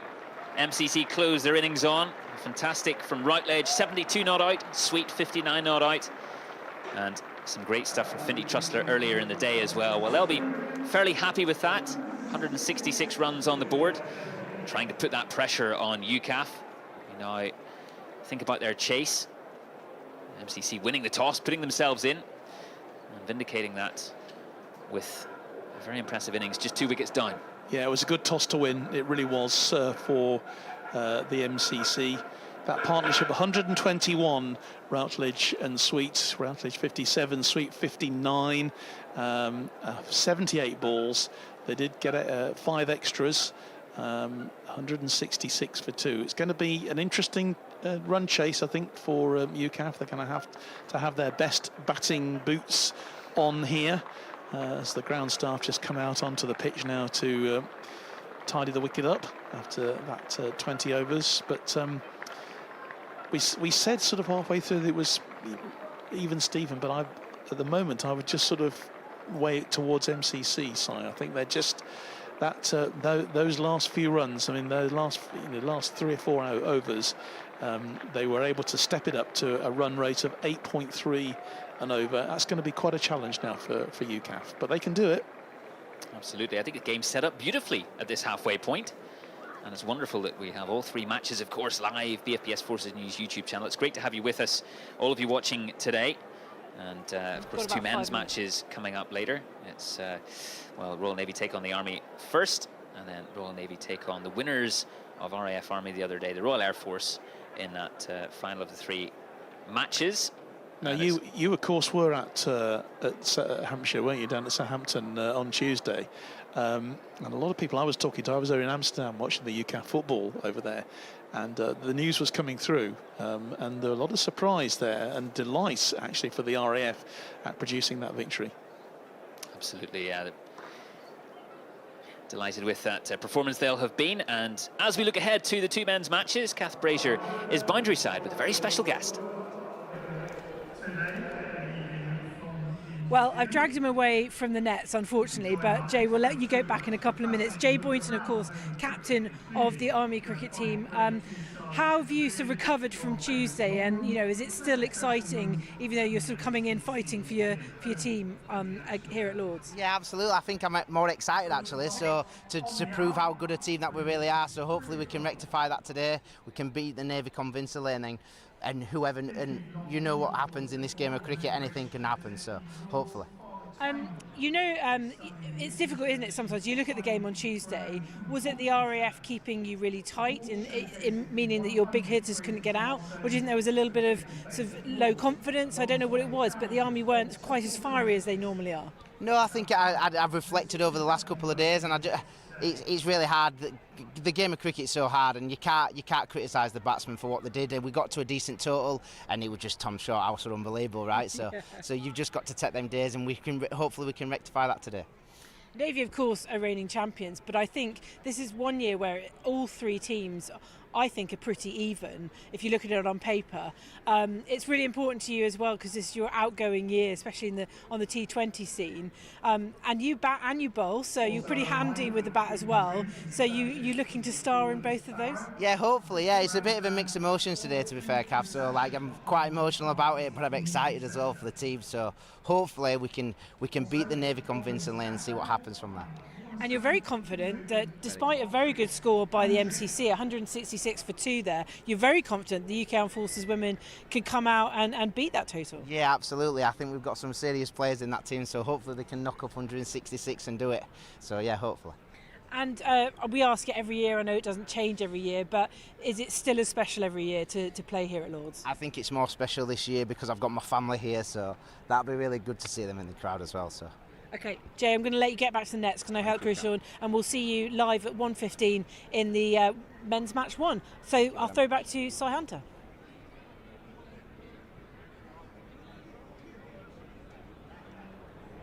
Okay. Thanks, Bud.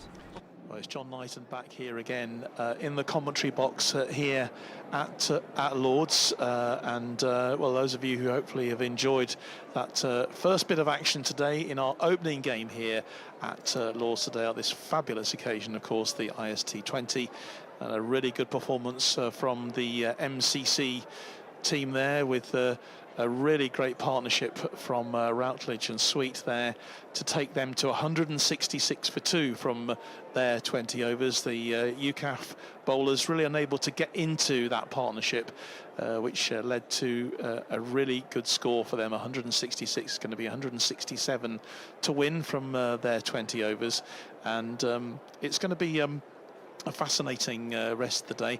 As you can see, the cloud cover here is still with us around the St John's Wood area. It's dry. We're not expecting any rain here at the home of cricket today, and what we're hoping for obviously is for it to brighten up a bit later on as well. And we've got obviously 3 matches for you to enjoy throughout the course of the day here at Lords. The ground staff, as you can see, are just busy with the roller at the moment, getting this pitch in good condition. I had a good look at it earlier on. There's a few green patches on there, so maybe a few bits that can be worked on a bit later, and not too much evidence of the spinners so far, but we are hoping obviously for 2 really exciting men's games. The opener between the Army and Navy, of course the Royal Navy hosting here in this 20th anniversary IST20 here at Lords today. Can't believe it's 20 years since that very first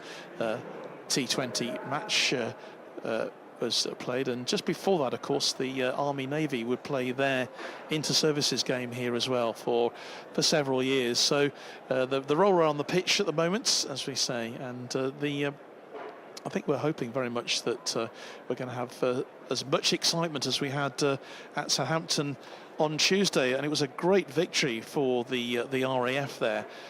Perhaps a bit unexpected, I don't know, for those who are neutral observers of this competition. The Royal Navy face the Army, of course, and the traditional rivalries of Army and Navy very much to the fore on the cricket field as well. But Si, just back with us again, I'm sure you agree that that was an excellent performance from the MCC batswomen there, who came in batters and really towards the end there started to dominate. Absolutely, yeah, finding their range, I think, as one might say, and certainly those gaps being found through the game. Sweet and Routledge and Trussler early on, just trying to set the tone really at the start of that MCC innings, a total that they'll be fairly happy with. 166 for the loss of only 2 wickets. Looked at one stage as if UKAF were getting among the wickets and looking to take a few more. There's a bit of pressure being applied by Richards and Sullivan at the other end, and Potgieter to an extent. Shemakwashi, we've seen her absolute quality in the last while, just not able to apply some pressure today. Batters were targeting her from the MCC, but as the players now are coming out down those steps at the pavilion and warming up, well, this is going to be a fascinating opening salvo in this innings. We know what Georgie Kant has done with the bat in recent years. Yeah, absolutely, has done spectacularly well, and she'll obviously be hoping that she can do the same again here today. The crowd beginning to build up here. We've got some school children who are obviously enjoying a morning free of lessons, so they can go and watch some cricket.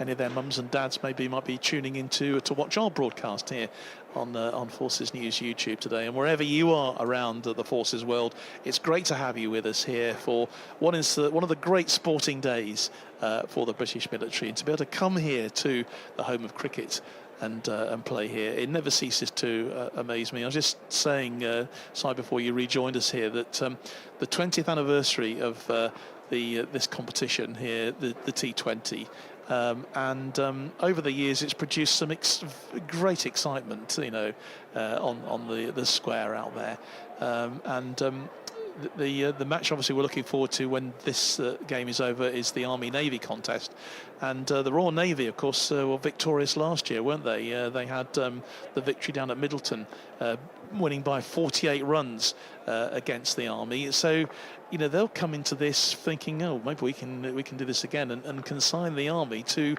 a very unusual wooden spoon. But I'm sure Jay Boynton, who you just heard obviously with the interview there with Kath, they've got a lot to prove today, the Army. Fascinating fixture on Tuesday, the RAF against the Army down in Southampton Utility Bowls nursery ground, which is a picturesque place to play and a fantastic place for us to have covered that game as well. And yeah, RAF always looking in control. Adam Fisher and his men. I mean, Tom Shorthouse with his 72. I mean, fantastic innings by him. A wonderful compact batsman. We saw in the 50-over competition at Vine Lane as well, him doing the similar sort of thing. And the Army never really looking like they got going with the bat, 142 for 8 in their innings. And the Royal Air Force really getting there at a cancer, winning by 8 wickets.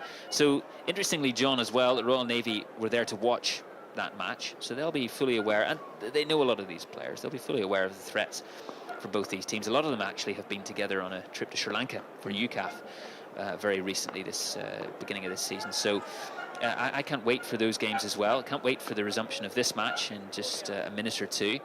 And for all of you joining us, it's great to have you with us.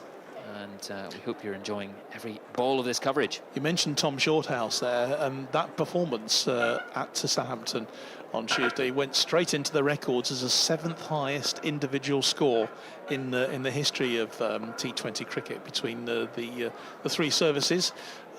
76 not out as well, so you know, fantastic performance from Tom. He'll obviously be hoping that he can reproduce some of that form here today when the RAF take to the field, and that will be, of course, against the Royal Navy, no matter what happens in the second game between the Army and Navy. But yeah, going back to the successes for the Army and Navy, they have actually never won here at Lord's against the British Army. There was a tie back in 2012, but all the victories that they've had have come away from here. They beat the Army back in 2006 at Aldershot, but they've never won here against the Army at Lord's. So I wonder whether they're hoping they can put that record straight today. For sure. Yeah, it's amazing, as you say, with those 20 years, as we look back in this competition's history, and realizing that as well, this tournament's grown so much, and for all these teams to be lining out at Lord's, it's an absolute dream, of course, and a history of the competition which I guess when it changes between venues over the years, John, some might forget about, but certainly at Lord's, no one ever forgets a day out here, and those men they'll be ready to go. They'll be wanting to get out there as soon as they can. Of course, the resumption of this match imminently, as we see the batters there coming out. Wouldn't it be wonderful if we can see a half century from one of our UKAF female players today? They're just about ready to come out. Obviously the MCC just taking their places now out on the pitch, and the two opening batters for UKAF also coming out onto the pitch now, and just trying to see what the order is for them. I haven't actually got that in front of me at the moment, but I think you have. Canton Stanley to open the batting. We're seeing Amanda Potgieter drilling some shots there, straight drives into the net, and balancing the ball on the side of her bat as well as she prepares herself. Interesting in terms of pre-match rituals, John. We were chatting to Sapper Stavon Gabriel the other day, a very effervescent young man from St. Lucia, and was just saying about his pre-match rituals, saying he likes to get in the shower and put on the tunes, he said, get the vibes ready, get the guys going, get them ready to go out there. And what a way to do it, and a fantastic character he is. Very impressive player as an all-rounder. It'll be interesting to see him line out for the Army later. A bit of pace with the ball, and a bit of a gun batsman, as one might say, as well. Hit his first ball in inter-service cricket for 6 the other day. So yeah, as I say, with those pre-match rituals and with these batters coming out, they'll all have different things that they do, of course. And one thing that Georgie Kant has done many times for UKAF and for her Army side as well is score heavily. And MCC will be fully aware of that, with Alice Fox lining up to bowl the first over. Indeed, from the nursery end here at Lord's. And bit of tension you can feel even in the commentary box here, so you can feel a bit of tension in the air in these opening moments of any sort of innings. It's always really exciting, isn't it? Absolutely, yeah. That tension for anyone watching. Don't worry, it's not between John and myself. As Fox gets that ball, fairly full ball, and Kant gets her account going. Nicely just played. a single. Well, it looked like just a single, and they're coming back for the second, and fairly tight in the end, but got there okay. Yeah, Georgie Kant there. Just felt there was a chance for that second, and so that's a really good opener, good start for her. And again comes Fox. And given that, well, it's a bit of a shorter delivery this time, and just okay. Looking at the umpire there, it was a much wider ball. The first one, much in the vein of what we saw from some of UKAF's bowlers earlier, giving the ball plenty of air and trying to give it a chance to swing. As Fox twirls the ball, starts her run up and past the umpire. And Fuller again, and just skewed off the outside part of the bat towards the gully region for no run.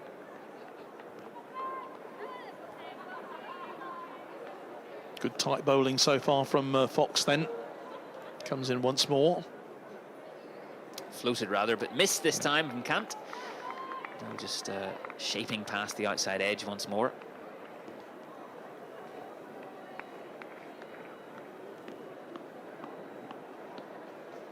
Making sure she gets her field right as well. And coming through, floated up once more.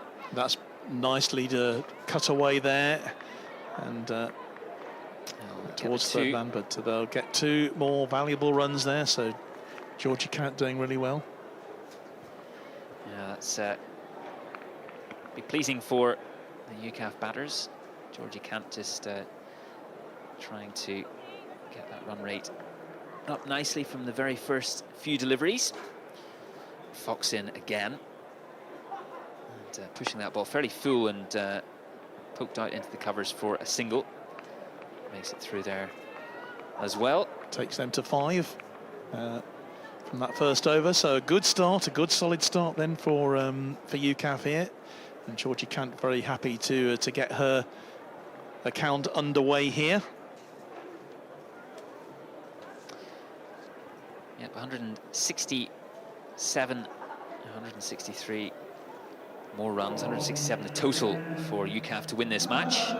Chasing, of course, and as we delve deep into the stats, as you certainly, John, have been doing through this match, we welcome the man who has put them all together, Mr. Richard Isaacs, and great to have you alongside, as you were on Tuesday. How are you, sir? Good morning, everybody. Yes, and yes, very well, thank you very much indeed. It's glorious to be here at Lord's. An imposing chase. This is MCC have got 166, and that's way more than they scored previously in the previous 2 fixtures. So this is going to be a big test for UKAF. Yes, we were trying to work that one out. Richard, great stats as well. Thank you so much for putting all these together, because it's made our life so much easier today, hasn't it, Si? Yeah, just sort of looking through them, you know, there's been some outstanding performances from some of the players on the field here. We're going to need to see some of those today from the UKAF players if they're going to get a victory here. Oh, and that one has snuck through as well. So get the 2, it seems, here. Batters will run through for that second run. Ball fired in by Alice Fox. Yes, there's 1 or 2 players in this side who are really going to have to step up today. One of them is Georgie Kant, who is playing Tier 2 women's cricket for Gloucestershire, in sort of semi-pro or professional cricket, if you like. So she is going to be very important to this chase, as is the legend that is Amanda Pocket. Yeah. You know, who is by far the Army's and UKAF's best player. If you know, we watched it the other day, but they were talking about Kevin De Bruyne at Manchester City having a statue outside. If there was such a thing at Aldershot, there would be a statue of Amanda Pocket without any shadow of a doubt. Yeah, what a servant she's been to military women's cricket. and continues to do well. She'll be a bit disappointed with a couple of her overs today, a few looseners there, but you know, again, the sort of player that you come to rely on, don't you? You know, if the chips are down, you've got Amanda there, and she'll always produce something outstanding, and it will lift everybody else. So many times I've seen her playing for the Army, and do just that. 8 for no wickets, and we've halfway through this this second over here. Natasha McBean with the left arm approach, which is interesting, and just getting the ball to drift into the right handers. And yeah, just back a little bit back for length. It's picking up that length very quickly. That's very tight, and getting home, Stanley, but a little close for comfort perhaps. Doesn't matter in the end. They don't need to take any unnecessary risks at this early stage here. They're very important to try and get an opening partnership going here. As you say, particularly Richard with Georgie Kant is so important to this team. Just nudged out into the offside. And that's close was again. Very close. Umpires are happy. Yeah. And yeah, McBean just not giving the batters too many areas to hit, not too much room, as that ball just does come in from that angle with the left arm. As we've seen through the day, just a little bit of drift, a little bit of swing. And well, UKAF will be fully aware, as you say, Richard, and you say, John, it's an opposing total, opposing target. The ball has, well, it's found its way through there. And first wicket for McBean, first wicket for MCC. I think it caught us all out there, and that's a real blow for Stanley there. And certainly for UKAF, that first wicket going, and well, it just crept through, didn't it? It really did. Beautiful delivery, creeping through the defences of Ellie Stanley, having to trudge back now towards the pavilion, and a little bit of pressure early on for UKAF. And we mentioned her seconds ago, as we've done so many times in the past. It's Amanda Potgieter strolling to the crease. Not just strolling, running towards the crease. Running, she does everything running. We saw even in the nets yesterday, as she put her kit down and got going, she sprinted to the ball and sprints back towards her mark every time. And these two, well, we saw plenty last year of the Kant Potgieter combination, whether it be her sister Connie or Georgie herself. Well, they enjoy batting with Amanda Potgieter, and just a little bit of pressure early on with the fall of that early wicket for UKAF. Well, important times then for UKAF here. Two really important players for them. Can they get it established really in this game? That's what's required now. They need to establish this innings, get themselves played in quickly. I think we can probably say that Kant has already done that, but that end of that second over, 10 for 1, chasing 163 to win in this opening match here at the IST 20 at Lords today. Keep saying that, you pinch yourself, don't you? We're here at Lords. It's such a special day. It's a special day for everybody. It doesn't matter how many times you've played here. And I spoke to Mel Vaggers, who's playing for MCC today. I think she's playing today. But she played for UKAF here, and she's played for MCC here. And I said to her, do you still get that buzz when you come here, even though you've played here quite a few times now? You know, do you still get that buzz? And she said, absolutely. It's Lords. Who wouldn't? Who wouldn't? It wouldn't matter what the game is. Yeah, I think you would have to take a long, hard look at yourself if you didn't get that buzz anymore, if it all became just very conventional. It's good for the soul coming here. Yeah, that full bunger just head out towards mid-off, and no run. Potgieter looking to attack. Always hits the ball hard, Amanda Potgieter. She knows she's got that short boundary in the leg side towards the grandstand. Coming down again. Fox, it's full again, full, those sort of awkward low full tosses. Well, that ball's just that could gone past Nur Talib. They can certainly run 3 here. They'll certainly do that. It was just almost like just a gentle nudge, wasn't it, to the full toss from Potgieter, and it emphasised what we were talking about earlier, that the pace on the pitch here, the ground is it's fairly fast on this outfield. Yeah, Carl McDermott's done a wonderful job as always here, and it's better length, but it's a bit wide, and using the width, but not being able to get the ball through to pierce that inner field. Well, the power play very much in evidence then for the MCC, using that on the offside here. Fox coming in again. So very full and gone behind there. And, just a single taken. Yeah, what have you made of this wicket, Richard? Because we've been mentioning the movement through the air quite a bit today, and I guess there was quite a bit of chat in the build-up about how the wicket would play. A little bit of a green tinge this morning, but it seems to be fairly true. Yes, it does, and the fact that they scored 166 on it shows how true it is. You know, it was a fine batting performance from the MCC.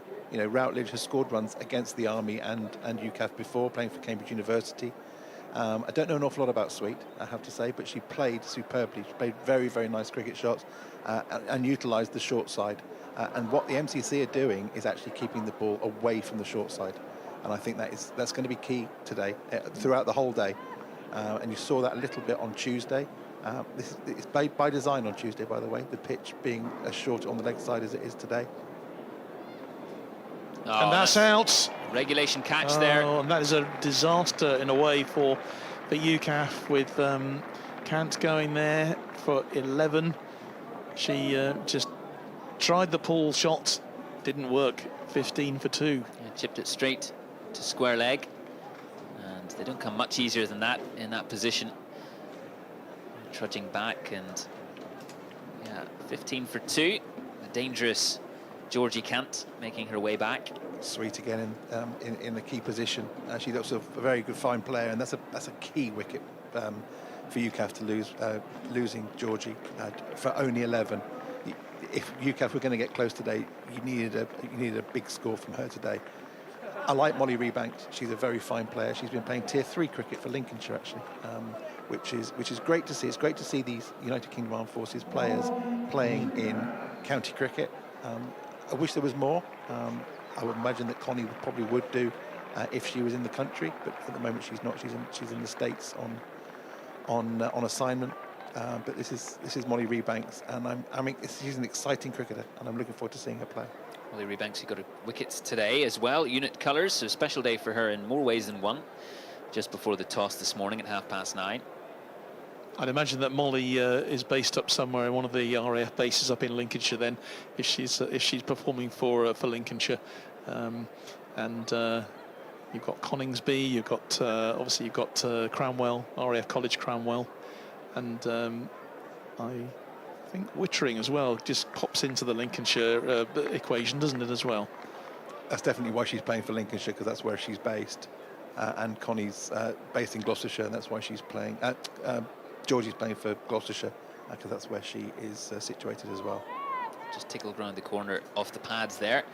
Ball again from McBean, just quite straight to Rebanks. Negotiated fairly easily. Summing up her options on the leg side there. First few deliveries for the UKAF skipper. So UKAF 15 for 2 here. If you're just joining us live on Forces News YouTube today, our live coverage here from the home of cricket, from Lords, chasing 166. Well, I need 167 to win. 15 for 2. They've lost 2 early wickets here, requiring a run rate already of 9.2. Been in again, and ball just straight to the fielder. Flicked off the legs from Rebanks. As we see some of the men's cricketers who will be in action later. Been busy in the nursery ground today, preparing. 2 mouth-watering prospects in store. Forced off the back foot there by Rebanks. And getting her innings underway. Yeah, it's a big day for the Navy today, isn't it? Looking for their first win here at Lords in the T20. As I was saying, Richard, I can't believe it's 20 years since we had the very first IST20 here. Obviously, Army-Navy did play for a couple of years their solo matches, but the inception of the T20 game has really, has made it such a special day for the forces here. It's a hugely significant day for the forces here. Obviously they've changed it slightly so to allow the women. This is the 4th year of the women's fixture. Yeah, just striking the pad there, that delivery.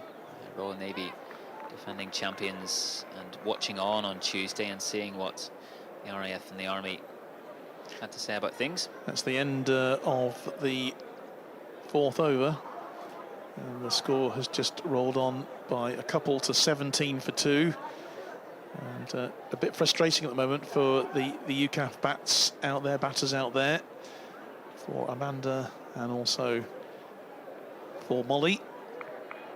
Looking to feel the pressure, because now they know they've got the run rate is creeping up, but they can't really afford to lose these wickets. They're very important, these two. This partnership is going to be crucial now for UKAF if they can claw this one back. Fox just moving her field to her liking, and coming in again. 3rd over, and just ball driven back just past her. Swing, just a way swing to the right-hander, and just not giving it any space to play with. Yeah, ball almost starting on leg and just bending right past the off stump. A little bit more room this time, and nails a drive, but Routledge pretty much has it covered. She's hurt herself in the process, actually, because I think she had to put her full leg weights behind it. So you can see she's just struggling with that, which just shows how hard that was hit by getting up a bit gingerly, but seems okay, which is great. And once again, Fox getting that shape away, and on the money this time in terms of her length. Potgieter can't do too much about it. Not giving Amanda anything to play with here. They know Amanda. They've seen Amanda. She's played for MCC. They've seen her before. They just know, just keep it straight, and she's going to struggle. She's going to get out. Lovely off the back foot there from Potgieter, but once again, a dot ball. Yep. And the more of these that are happening, the more it pushes on. 149 required now, and just 92 balls left. That gap widening every time. Wider this time, and aerially back past backward point. Doesn't have enough to make the boundary, but they'll certainly run a couple. Looking for 3. No. The decision taken quite rightly by Amanda Potgieter to not go for that 3rd run. But 2 valuable runs takes them to 20.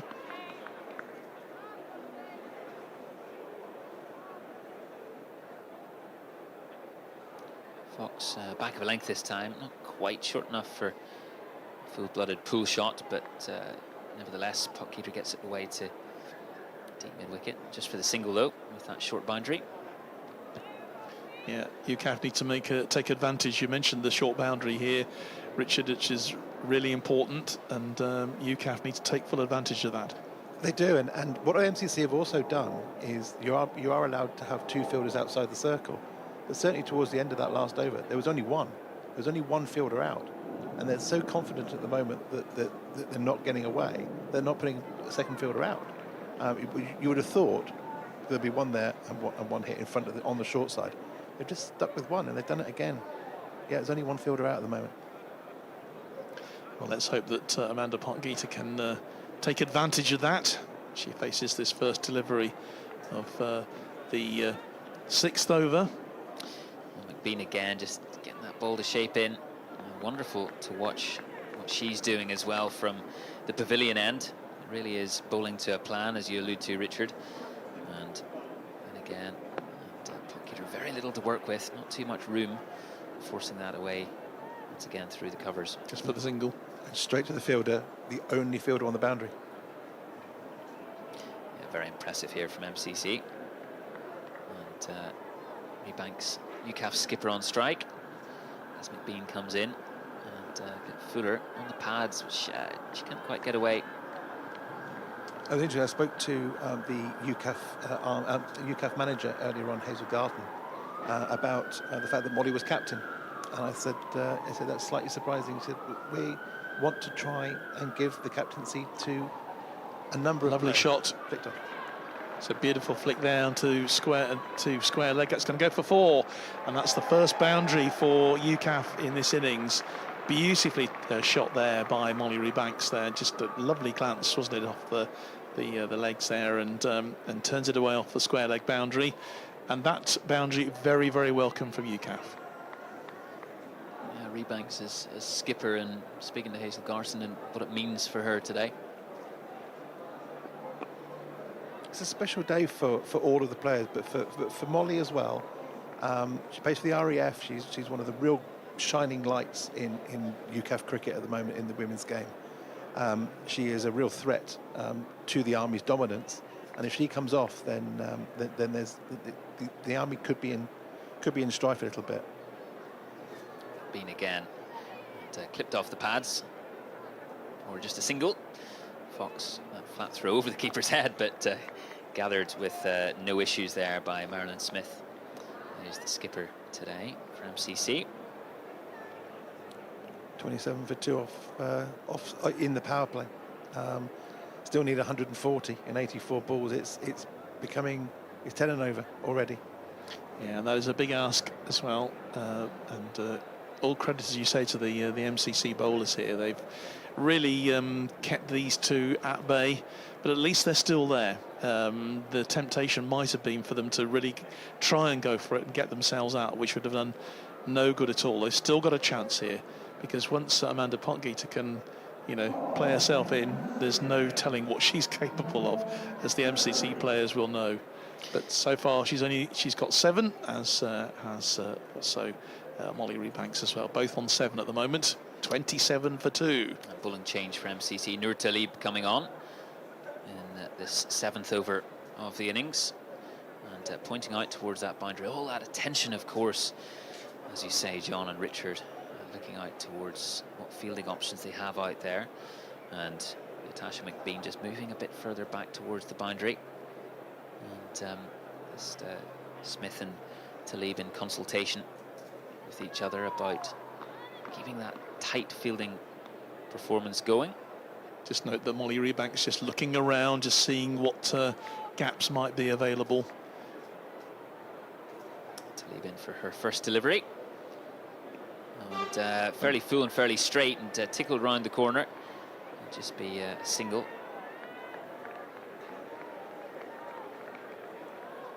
I was just about to say, actually, just before that ball was bowled, that the fielding restrictions have now been relaxed.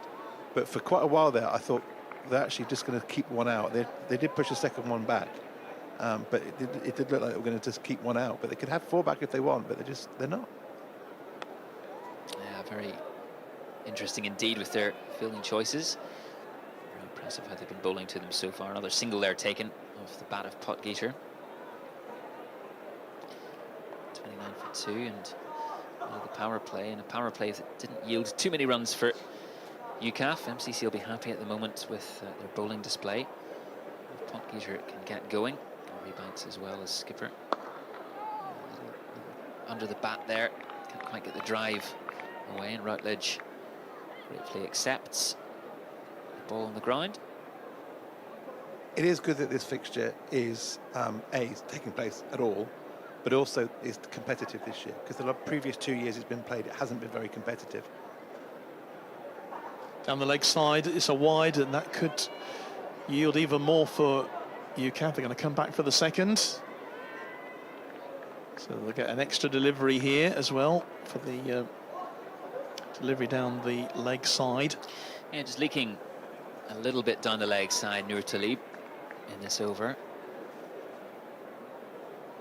We've seen, once again, with the speed of the outfield, how quickly the ball can travel to. That's a better delivery. Punched off the back foot, but straight to that fielder's sweep there, an extra cover.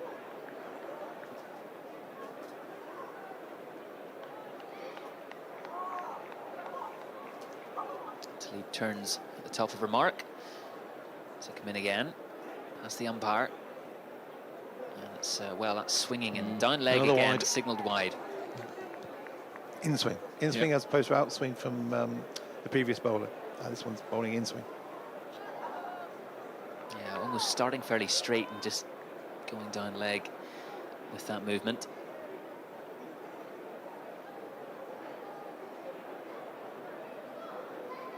Moving right into the pads there. Yeah, we saw that. That was so obvious then from that delivery. But very difficult to play, isn't it? If they get that right, very, very difficult to get anything out of it at all. The challenge, of course, for the bowlers as well is to be able to control that swing and keep the lines where they want them to be. Talib comes in again, and that's down the leg side. That's another extra to add to the UKAF total. I think they'll be grateful for any of these. Takes them to 34 for 2. Run rate back up to 5, but it's only half of what's required. Very little room for error in T20 as that ball's worked off the hips towards backward square. Coming back in now. Just a single. Yeah, not much time to adjust your run rate if you're behind the 8 ball, as Talib takes her shades, and they move through 35 for 2 after 7 overs. MCC keeping a lid on things very well at the moment. And the MCC team, just had a quick look at the scorecard, is actually full of players who have been around for quite a while. McBean, I know, has played a lot of cricket for MCC. Finty Trussler, a former Hampshire player, now playing for Middlesex, and she's from the St Cross Mondians Club in Winchester, where her family are all from. So, you know, it's a special day for everybody here, but to play here at Lord's, this MCC side is probably the strongest that I've seen for a number of years. I've scored a few games, not only in this tournament, but in the Mabway Trophy as well. And it looks to me that this side is probably the strongest that they've fielded for a number of years. Brilliant change as Alice Heap comes on. Yeah, that strength is welcomed by all those organisers of the competition, of course, Richard, and by all of us, everyone watching. And actually, that's also a huge credit to UKAF. It's you know, shows the respect that the MCC have for our women players. As Potgater just goes for the swing there, and only a single, but every run counts. 37 for 2. I know a couple of years ago that the MCC were actually struggling to get a side out, even though the game was being played at Lord's, which I thought was horrendously sad. I just thought, this is absolutely crazy. You can't get a team to come out and play a game at Lord's. It was just pushed out on the leg side for no run. And you think, well, how on earth is that the case? But the invention of more women's teams, more teams playing sort of competitive cricket, has now allowed more players to come and play in a fixture like this. Yeah, wonderful to see, and similar delivery there, but a single this time for Rebanks. Just judging the weight of that shot perfectly to get the run and sweep in rather quickly for her fielding position. Keep in once again. A bit shorter this time, help round the corner, and that's threatening the boundary, but the fielder looks to be able to cut it off, and does so. Finty Trussler out there, patrolling that square boundary on the leg side. Takes Amanda Potgater to 11. Her and Molly Rebanks are in parity with each other in terms of runs so far. In fact, 11 is the figure which obviously as Kant went was caught by Sweet and bowled by McLean for 11 as well. So that's the end of the 9th over, and well, the 8th over I should say, sorry. And UKAF, they've got a bit of a chase. They need 127 more from just 72 balls. It's going to be really hard. They've only scored 1 boundary so far, and all credit to the bowling of the MCC. It's been absolutely first class. As a statistician, I'm positively buzzing to see such a binary scorecard. Lots and lots of ones. Yeah, Talib in from the nursery end. And, not too much movement on this ball. That's the end of your binary scorecard there, Richard. Rubbish. Very disappointed man to the right of me here. As Rebanks moves on to 12.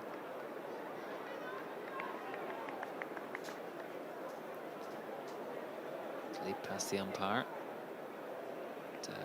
It's a bit straighter again. It's just moving down leg. But it's a once more wide. with that in swing. Yeah. And yeah, signalled as such. It does seem that the MCC are bowling wicket to wicket.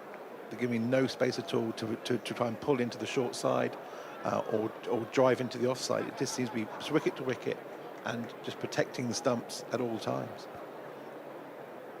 And once again, just that swinging cramping. from left to right is so marked here. You can see from the top camera position. Cramping Potgieter for room there. It's almost as if they're prepared to give away the odd extra now and again to achieve this. Interesting tactics. Short and wide, and got away with it there, Talib. Straight to the fielders. Yeah, that was set up nicely for a powerful cut shot from Potgieter, but couldn't find the gap. I think it's fair to say that UKAF are under the cosh a little bit at the moment. Trying to force that away again with that in swing, but can't quite do it, Potgieter. You see, Amanda Potgieter, she will always make the most of any slightly wayward delivery. There haven't been any, hardly any. Yeah, a couple of deliveries ago, that short and wide ball just couldn't get it through the infield. And Talib coming in once more. Oh, and that's, how on earth has that gone through everything? That's the swing once more, I think, at work, going past the leg stump. And, well, the bowler will be thinking, how did that miss? And Potgieter will be thankful, but also realising just how much swing there is on offer. Noor Talib really demonstrating the art of the swing bowling today.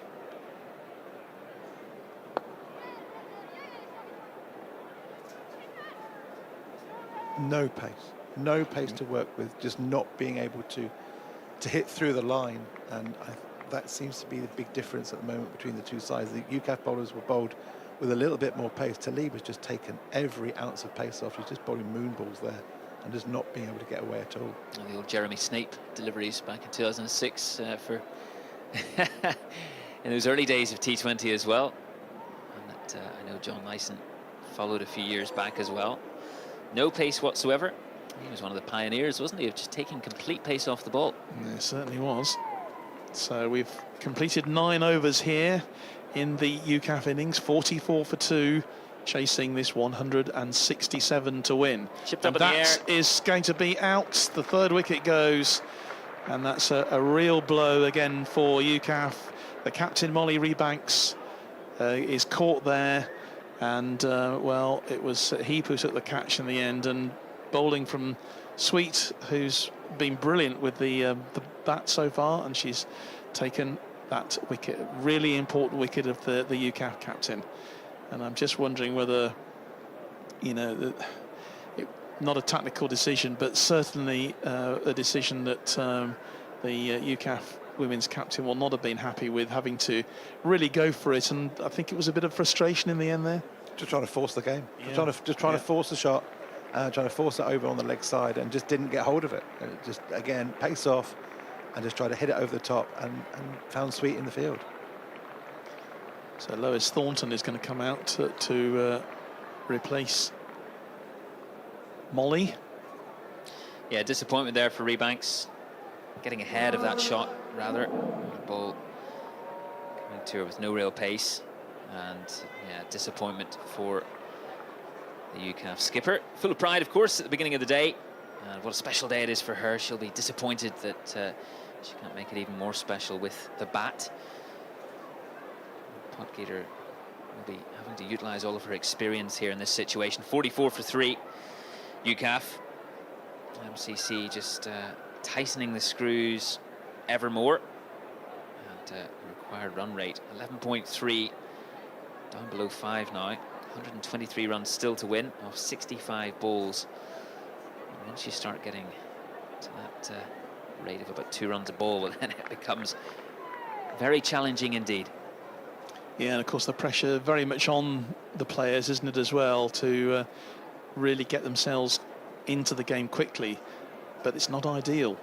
You know, you need a bit of time to play yourself in, but there just isn't the space available. He bowls and just pushed out onto the offside, and Thornton just getting a sense for the bowling and checking out the field as well, particularly on her offside as a right-handed batter. Is that baggers at point? I think so, yeah, and pulled around the corner by Thornton. Yeah, she fielded the ball and just waved at Lois. They know each other very well, from obviously 2 Army players, but yeah, she fielded the ball and just give her a little wave just to say hello. It's part of what makes this fixture particularly special, as you've alluded to already. You know, those bonds between players who know themselves and know each other very well, and who've played for both teams as well. Wagger's a very experienced player. 35 matches for the UKAF women's team, you know, and playing in the opposition. I spoke to her this morning at breakfast, and she said, "You're in the opposition. How do you feel?" She said, "I had an opportunity to play for both sides." Deep again, And that one's got through. finding it through to lead. Yeah, and that is going to run all the way to the boundary. So that was a really excellent shot there from Amanda Potgieter. She's finally got through there to get the boundary. 49, very close to this 50, but they're so behind on the run rate. Yeah, MCC won't be minding the odd boundary here and there. It's several boundaries and over you feel that UKAF need, and certainly mathematically they definitely need. As he comes in and it's just forced towards the fielder, Potgieter. Really no room to work with once more. Straight bowling, as you say, Richard. Halfway through the innings now, 10 overs completed, and 49 for 3.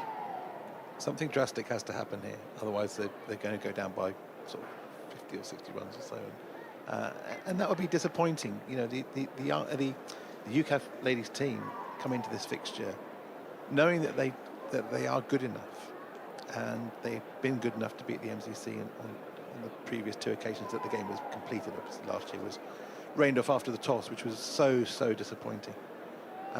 It was, you know, everyone looked forward to that day, and you had the toss, and then it just rained, and it was so sad.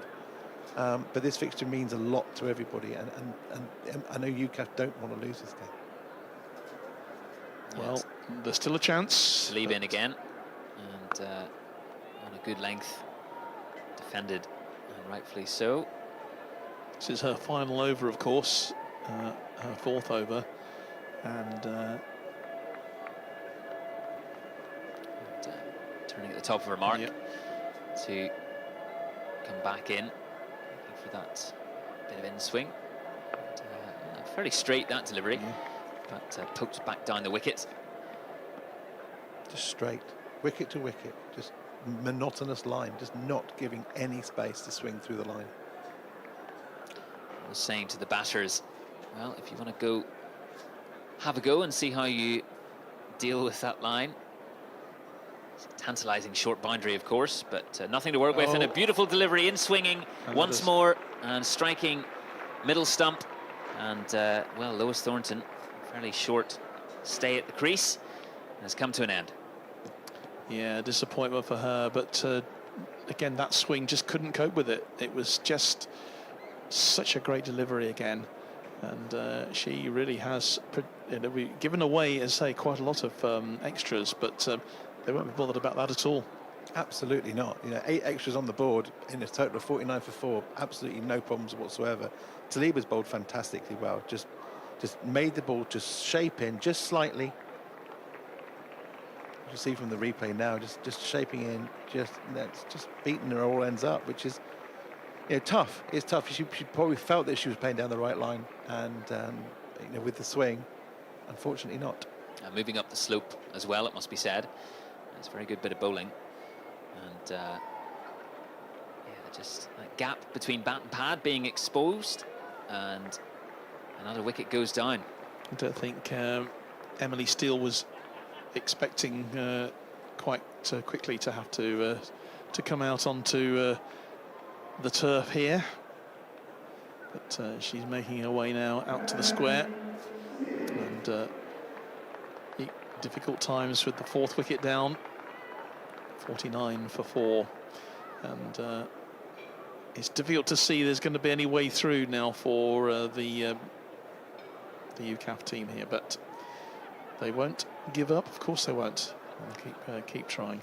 Well, Steele scored a lovely half-century in the inter-service T20 competition at Arundel last year, and a batter who, well, they know that she has many strengths around the wicket.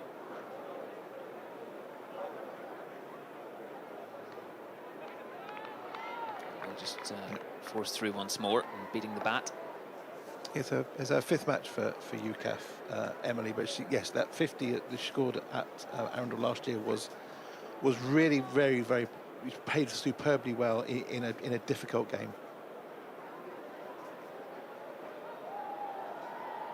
Having to defend the bat, just coming across a little bit there, but This getting line done on and time. length is quite impressive, incredibly impressive, isn't it? I mean, she is just not varied it at all, and hasn't needed to.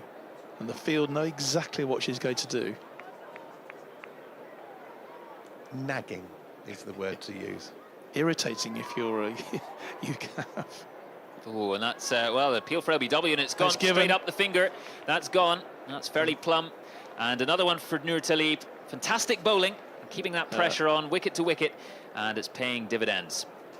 Well, it's just gone from bad to worse, unfortunately, for UKAF here, with Steele going for a duck, and with it, their chances really of claiming this match today, still requiring 118 and just 54 balls to go. So the requirement now is well over 2 runs a ball, heading towards 3, and that's making life very difficult. Amanda Potgieter is still there, but all she can do is watch, really. She's not been able to do anything about this at all. Absolutely, yeah. She's 15 off 21. She is. If they're going to get anywhere close, Amanda's going to have to go big, and it's proving to be difficult. And I think this is Emily Wall coming in. Staff Sergeant Emily Wall, yeah, is making her way out, coming in at number 7 for UKAF. 5 wickets down. They're running out of time. They're running out of wickets. Heading towards a place where it might be more about damage limitation in this match, this contest. 118 of 54 needed, 5 wickets down, and 50 still to be reached here by the side.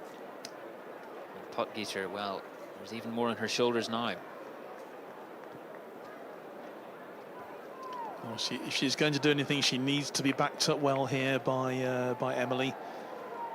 If she can, they can pull a little partnership together here. That's a full toss, and you know that was given the treatments, and no ball. It was a no ball, which is just as well for Amanda Potgieter there.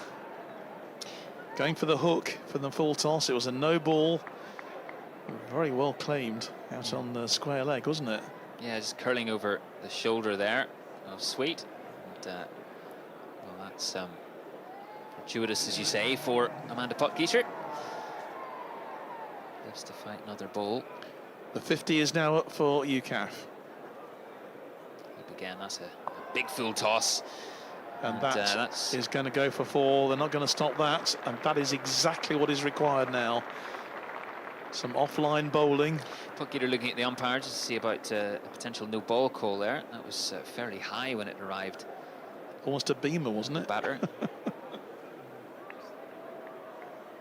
How is that not a no ball as well? That's a curious one in the eyes of Amanda Potgieter. Well, Alice Heap then. Just a spark of opportunity then for UKAF.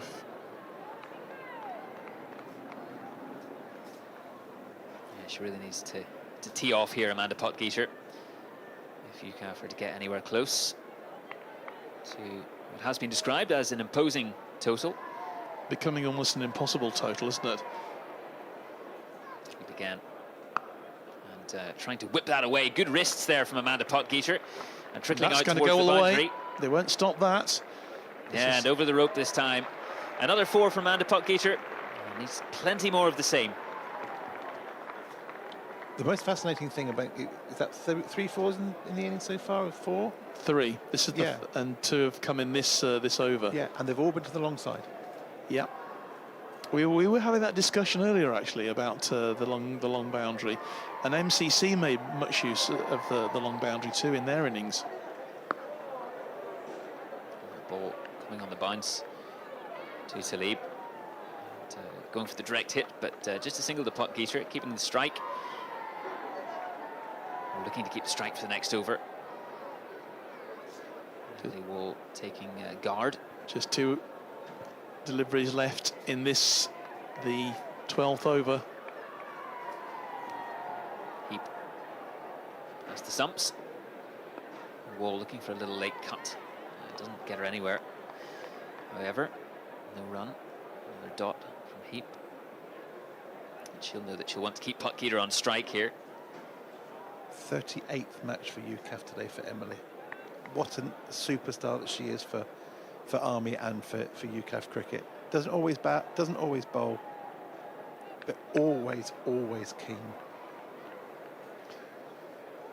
And that's the end of the 12th over. It's a good one for UKAF. It's their best one in terms of runs so far in the innings, 59 for 2. And they need plenty more of that. The run rate keeps on climbing, 13.5 and over is now needed. They've struggled to get to 5 so far. 12 overs completed, just 8 overs left, and 5 wickets down. Well, if UKAF were to win this, it would be one heck of a performance. It's that woman at the end, Amanda Potgieter on strike, who holds the cards, you feel, for that UKAF side, with Talib her last over bustling in again and down the leg side. Well, that drifted past leg stump once again, that in swing. It won't go to the boundary, but they'll pick up a couple. Coming back for the second again, so 3 runs off that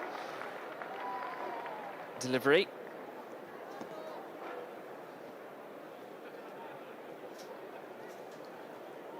Only 4 bowlers used so far. I'm wondering who the 5th or 6th bowler is going to be. One of them will be Vaggers. One of the leading. Full toss, and That's dropped in. Full toss dropped at mid-wicket. And fairly straight position there for Heap. Straight into the hands and fell backwards, and the ball just spilled out onto the ground. Amanda leading a bit of a charmed life at the moment, I think, isn't she?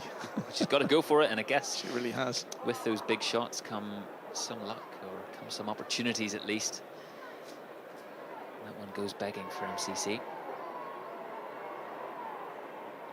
Oh, that's a beautiful delivery. Just going past the off stump, past the outside edge of Emily Wall. She likes that deft little touch on it, doesn't she? That late cut, looking to just get the ball away.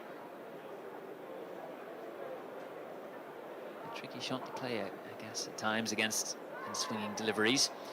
The ball's coming in as well, and watchfully defended.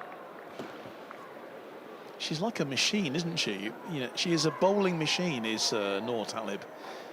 You know, if you were in the nursery and in the indoor training centre, and you had the machine bowling to you, that would be her. Yeah, she's been fairly straight. I mean, some of those deliveries going past the leg stump with the extra swing. But there we go again, as you say, John, and that ball just going past gully. And another welcome run for UKAF. Every ball's been on a sixpence, in exactly the same position, not short, not full. Every single ball, same spot. Really impressive stuff from Talib. As a small boy, my dad used to put a little tray in front of the wicket and said, just bowl to that each time. Little metal tray. Not that it did my bowling any good, really. But I was going to ask, but you said it. Yeah, I I think some of the older methods are the often best. the best. Yes, Absolutely. Well, they do, of course, as we see, they do the same in professional setups, don't they, with cones and those bars that they now put, sometimes even boots, to test bowlers getting their Yorkers in and get it on a length too. As Talib comes in again, and what a delivery. Beauty from Talib once again, and through the defences of Emily Wall. Her third wicket, and well, Emily just completely taken out there. That's the second straight bowl that Talib has produced there, and Emily Wall goes for just one, and she's basically won this match almost single-handedly, isn't she? And with the ball, yeah, 3 for 17 in 4 overs with a maiden as well. A truly outstanding bowling performance from a bowler who the batters just did not want to take any risk against. You know, you would have thought they would try to maybe step across the stumps and try and sort of hit it to the leg side or whatever, but the monotonous nature of her bowling just didn't allow anything other than just either just pushing it out. Most of those 17 runs that she's conceded are actually extras, are wides down the leg side. You know, the batters have barely scored a run in anger against her, and she's gone for 17. And some of those batters, of course, have allowed her to bowl really to them and to get that line and length. You know, apart from Amanda Potgieter, we know the power of Kant's outs fairly early in this game, but you know, the batters have allowed her to bowl at them and maintain that line and length. It hasn't, of course, been easy to come down the wickets to her, but she's made it. You know, she's taken advantage of that, and she's bowled absolutely wonderfully. Fully deserved those figures. So Shema Kwasi, what can she do now with the bat? You know, can be an outstanding performer, and has been, of course, at all levels. But they've got a battle royal on here, and it's almost an impossible task when you're in this position. But stranger things have happened, and we're very glad to see the end of Noor Talib with extraordinary figures there that she's produced. 65 for 6 in reply to 166 for 2. 102 required, and there are just 42 balls left of this UKAF innings. A word as well on Amanda Potgieter's intent. We see her there, 65 for 6 her side is. She brings out Shema Kwasi to the crease, and she runs back to her batting position in the crease. And she knows that she can still do a fair amount in this game. Tries to loft that. That's a beautiful shot. Picked up right towards that long on boundary, and just be a couple. But yeah, everything she does, Amanda Potgieter, be it with bat in hand, ball in hand, or in the field, full intent, 100% effort given every single time. Brilliant player, but also it's that mindset, isn't it? And the way she approaches everything, it's really something to watch. So professional, really.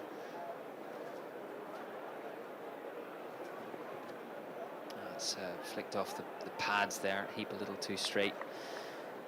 Amanda was nominated for a Lifetime Achievement Award at last year's Army Sports Awards. I think there were a dozen nominees for Lifetime Achievement Award who were all mentioned at the award ceremony at Sandhurst last November, and she was certainly one of them. And on her own, big shot coming in from Potgieter there, and over Talib, heading out towards the boundary. It seems to have plugged a little in the outfield. She might just get a couple. They look at running a third, but they won't do it this time. A nice sort of straight lofted shot. Yeah, John, as you say, that nomination, Lifetime Achievement. I mean, what a career she's had. And she took some time out from the army as well. I think went off to New Zealand at one stage to have a go at sheep farming, but decided that she'd prefer to be in the army and play cricket, and I don't blame her. Did the sheep become good cricketers? Probably. And that's lofted over extra cover this time. That's definitely, no, again, is it going to carry? No, not quite. It's teasing us up here, isn't it? It is, yeah. Teasing the fielders as well. But she's really going for it. If you can get sheep to bowl to you in the nets, then it makes life easier for you out there in New Zealand. Trying to make the most of Alice Heap's bowling here. Takes them to 71. Then once more. Oh, lovely flick off the pads. Now that is carrying out towards the boundary. Fielder a bit of work to do. Oh, and it's gone. And gone through. Into the rope. Another 4 runs for Amanda Potgieter. Takes her now to 36. 36 not out. This has been a another brilliant innings, hasn't it? Whatever the result here, Amanda Potgieter once again showing what an outstanding cricketer she is. Another example there, Richard. Add to your stats later on, Richard. I was going to say that to be added to, and another example, Richard, of something you've seen through the years of her timing. She's now getting very close to 2,000 runs. Yeah, beautiful timing there again. I was just looking that up myself. Actually, she needed 63 before today for 2,000 runs for UKAF women. She is an absolute superstar of the game. And I had when she retired from Army cricket, I was actually asked to write an article about Amanda and her career. And I spoke to one or two people about her. And I spoke to Charlotte Edwards, who used to play against her and with her. Yes. And I said, would you mind just giving me a few words? It was at Chelmsford. I went, would you mind just giving me a few words about Amanda Potgieter? And her face just dropped. I said, oh, Amanda Potgieter. The amount of battles I've had with Amanda Potgieter. So she's a phenomenal cricketer.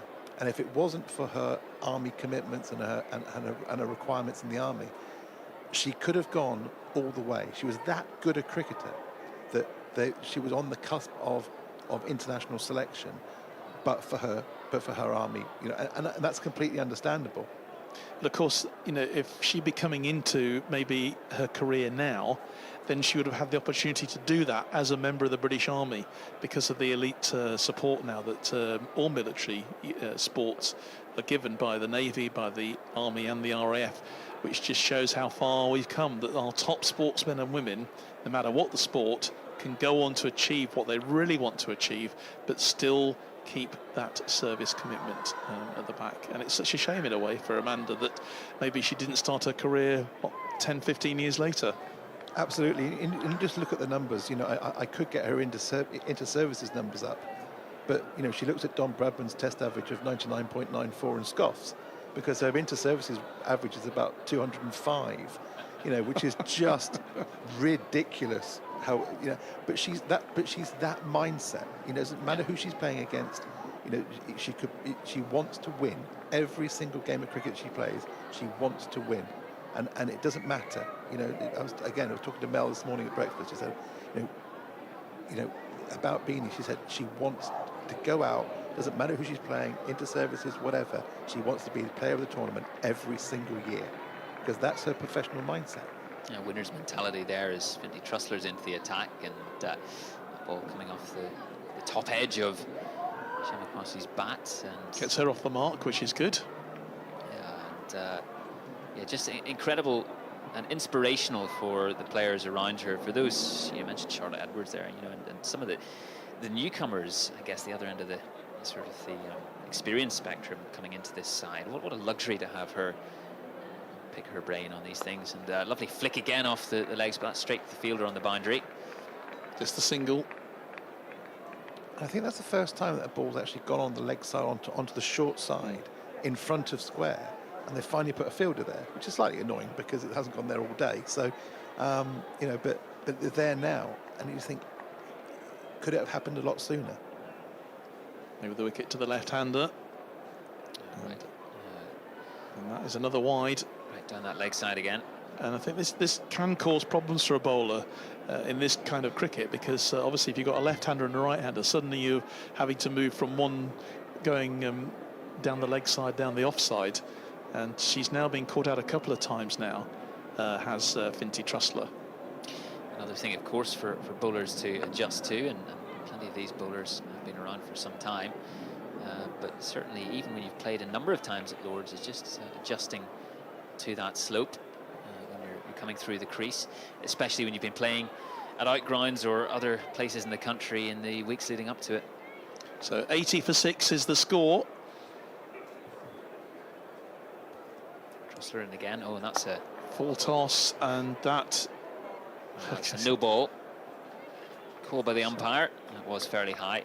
So Finty's getting a little bit frustrated here because she's now conceded a couple of wides and a no ball. And when you've got Amanda Potgieter at the other end, well, anything can happen. The score keeps going up.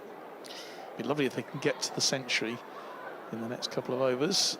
Oh, big swing and a miss there from Potgieter. Moving down the track, giving herself a bit of room, but that ball is good from Trussler in that sense. Kept it well away from. I think if she connected with that, it'd probably have gone over the media centre here.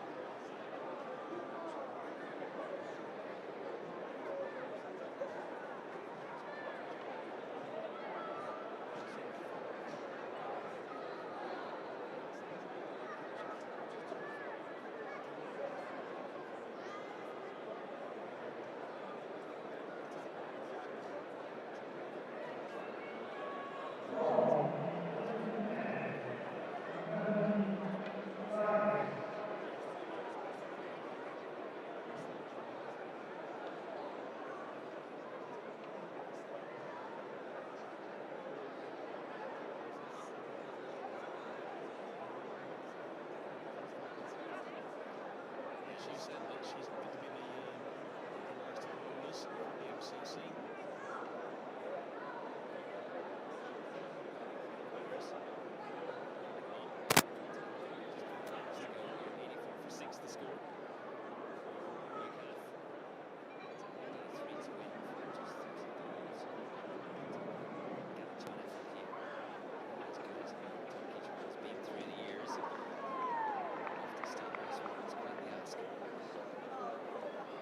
Thing you can be certain of right now is that Amanda does not want to get out to Mel Vaggers.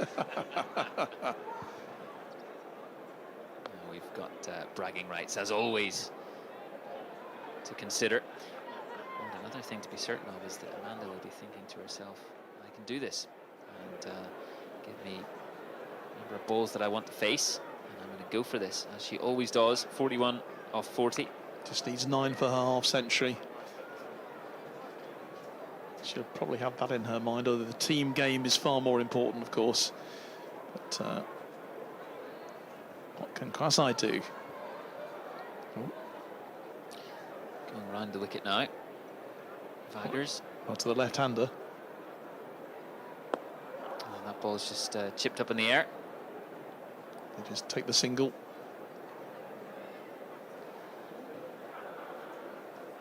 And staying round is Vaggers.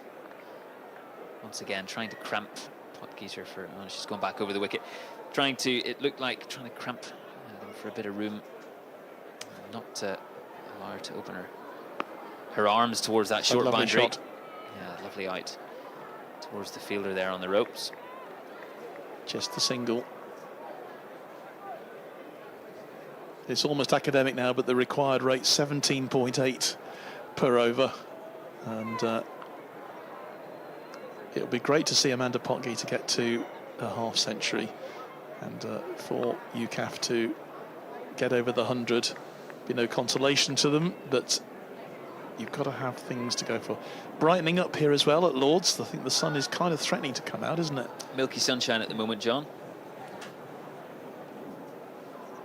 Certainly much better than the forecast had predicted at the beginning of the week, at least. Good delivery. Shemma, an international cricketer for St Vincent and the Grenadines, playing alongside Janelia Glasgow, who's played for, or playing for, the West Indies in the current series against England. Yeah, such a good bowler is Shemma. Such an effervescent character, a great character as well. Oh, that's another great delivery as well from Viggers. Just missing that entirely again. But, end of the over. Allows Potgieter to be on strike for the start of the next. Just 4 overs to go here. Wherever you are around the Forces world today, or around the world, great to have you with us live here on our Forces News YouTube channel, live from the home of cricket. Old Father Time there away to our left. He's not budging very much, not much of a wind today, and no doubt sitting in and enjoying the cricket as we are here. Some of the Army men's players are just starting to warm up. It was the second of 3 matches today, live for all 3 matches on our YouTube channel, BFBS Forces News. Trussler coming in again. It's a full toss and pulled out down towards Fox there near the boundary. And they'll pick up a couple. Gemma Quasi trying to push herself back there, and they get back comfortably. Amanda Potgieter goes to 44. She needs 6 for a half century. 89 for 6. Trussler. She goes halfway up the wicket and is sent back by Potgieter. Great take from the keeper, that. Well, there's been some great cricket here. I mean, I thought UKAF, you know, at times they produced some terrific cricket out in the field today. They get some very talented players from MCC. Emily Beatty there with the gloves. MCC, and that's a lovely extra beautiful cover drive. And Telly with a bit of work to do, but gets there. And a couple of runs added to the scoreboard for UKAF. Yeah, half volley. Potgieter to get a bit of room as well. Open the face slightly. Pierce the gap. 91 for 6. Amanda Potgieter on 46 not out. Trussler in to her once more. Oh, and that ball shaped away, but there's a bit of a mow there towards the grandstand and that short boundary. if anybody's going to do it, it will be Beanie, Amanda. Sorry, call her Beanie. Of course, that's what her nickname is. You know, but she can step across and hit to the short side. She's fully aware of the opportunities that lie across that side. Oh, beautifully through. And that's gone through, and I'll pick up another couple of runs here. Taking her to 48, shy of that half century. It's been a very impressive innings. The sort of player who's always busy at the crease. You look up and she's got 20 and then 30, and before you know it, that half century, and you don't give her a chance because she'll take it with both hands. Trussler in again. Oh, and skewing off the outside edge, but well, that'll allow her, you think, a couple of runs. And that will be enough for her half century. Terrific performance from Amanda Potgieter, and we have to say it was very frustrating for her early doors because of the quality of Taleb's bowling, which kept UKAF from really pushing on it with any kind of score. But she's got through that. She could have got frustrated and got herself out, but she hasn't. 47 balls, 4 fours in that 50 for Amanda Potgieter. Terrific individual performance, but not anything that would surprise us particularly. Death taxes Amanda Potgieter scoring a 50. It's just what happens. That's her 14th 50-plus score, and she's also with 2 centuries as well for UKAF, edging ever closer to 2,000 runs. It's just what she does. She is a phenomenal cricketer, has been for so long now. According to your figures, Richard, her 14th 50 in Forces cricket, which is an outstanding, astonishing score. Lovely moment for her raising the bat to the dressing room. Players in the pavilion acknowledging her work today. Let's just pass it out to the offside. There's a Fox there, an extra cover by Quashie. And yeah, well, what an occasion for Amanda as well. Even with that certainty, as you alluded to, Richard, a special day for her. Oh, that's how's that almost missed? Got through the gate, didn't it? Hands on the head there from the bowler, and it's Mel Vaggers as well. She you know, she's desperate for at least one. She wants to take one with her tonight. Should be fuming about that. Vaggers coming in. That's the umpire. Just a tad straighter than she would have And been there. again, goodness me. Yeah, it's gone past the outside edge. I think a special word for Mel Vaggers as well. I know she's playing in the opposition today, but my goodness, what a servant she's been to Army and UKAF cricket. For a number of years, not only is she playing, she coaches, she's been the manager of the team, amongst many other roles that she's had. Why it's not wide, but there you go. But she's had a fantastic career across the board. And again, it is one of the players, if you had a Hall of Fame list, she'd be on it. Because of just of her longevity and the amount of the love that she has for this game. 28 wickets so far to her name in Forster cricket. That went down got the away leg with side, so that's going to be a wide. Got away with the previous one, but not that time. It was a little wider as well. UKAF pushing closer to that 196 for 6. And these two have steadied the ship, which is good. Looking for the quick single, but Potgieter sends her back. Quashie. But interestingly, you talk about Vaggers, 28 wickets in 35 games for UKAF. She won't worry about it because she knows. Again, talking to her this morning, it's not about her. It's about the team and giving people opportunities. Oh, picked up quite nicely there towards the leg side Beautiful boundary, and that's shot. gone over the ropes. 4 runs. Yeah, that was a lovely shot there from Kwasi, who has added to her total now, 7 not out. And the 100 comes up off 108 balls in 72 minutes. 100 for 6. 2 overs to go. Of this match, it's first of 3 today. The men's inter-service T20 tournament resuming later. The RAF with that win over the Army, and Army Navy up next.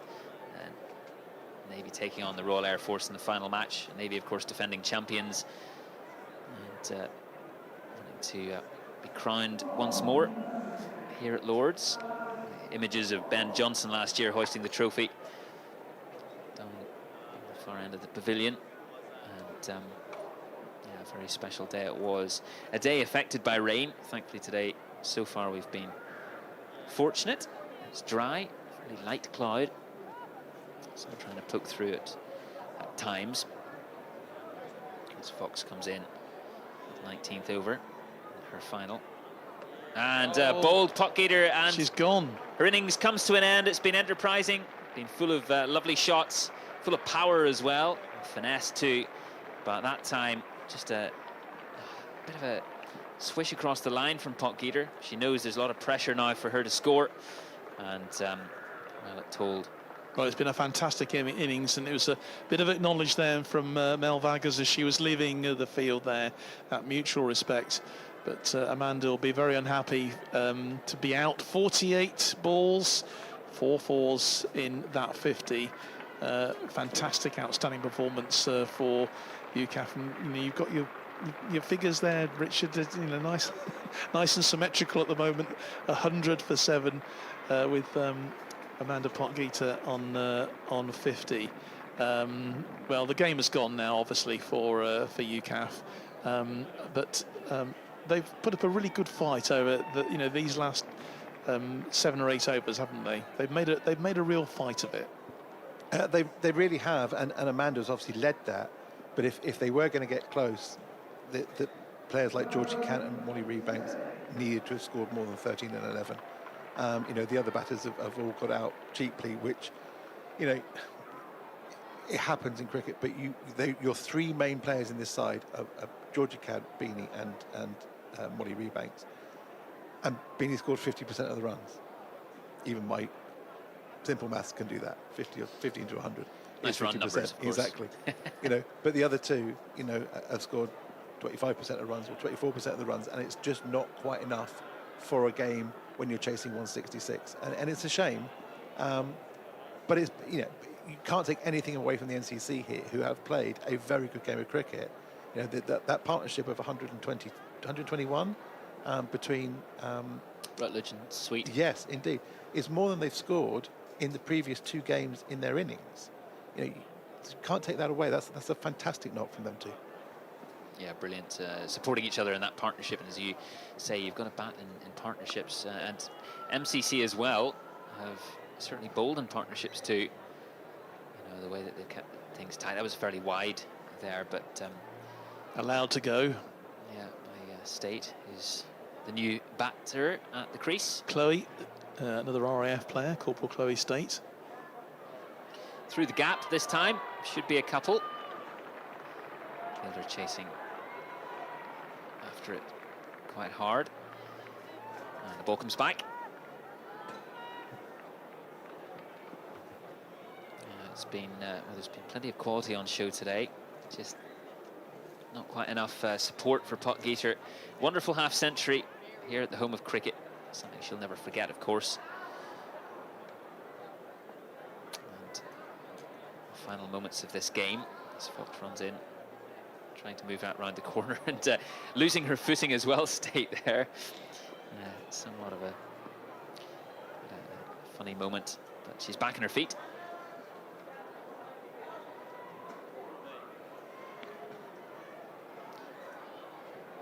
The umpire comes Fox, back of a length this time, just poked out towards mid-wicket. It will mean a lot to some of the RAF players playing today, you know, because the inter-services can be quite a tough tournament for them, and to get an opportunity to come play is special for them, and it's great. The Army girls, you know, they win pretty much every inter-services tournament. You know, it's just the way it is. Unfortunately, you know, they've been trying to work out ways of trying to make it more level, and it's tough because significantly better than the other two sides. So for players like Chloe State and Molly Rebanks and Emily Steele as well. yes, indeed, it means a lot to them to come and play here because they are the pick of the other two services who are no longer permitted to play, who would be here normally, but of course, you know, they're not allowed to play now. But that's just the way it is, and it's great that the girls are getting opportunities to play here. Well, also really, you know, great for UKAF sport as well. The fact that all three services can come together and play as one. That inter-services for the UKAF combined services, whatever we used to call them, you know, it still means an awful lot. I was out in Amsterdam earlier this week with the UKAF women footballers who retained the President's Cup, the first time they've been able to do it. And you know, you had that variety of players from the Army, Navy and RAF all playing together, and they celebrated together. My word, that they celebrate. Won't go into too much detail on that, but it was nevertheless, you know, and inter-services sport is brilliant, but UKAF is also, because it gives you that chance to do play international sport as well, as the footballers were doing out in Holland earlier on in the week. So it's the last over of this T20 game. UKAF obviously requires 63 from it to win, which is impossible. McBean to bowl it. Yep. Coming back with her left arm threats. But it's been a good fight back from UKAF in these last few overs, thanks almost entirely to Amanda Potgieter. But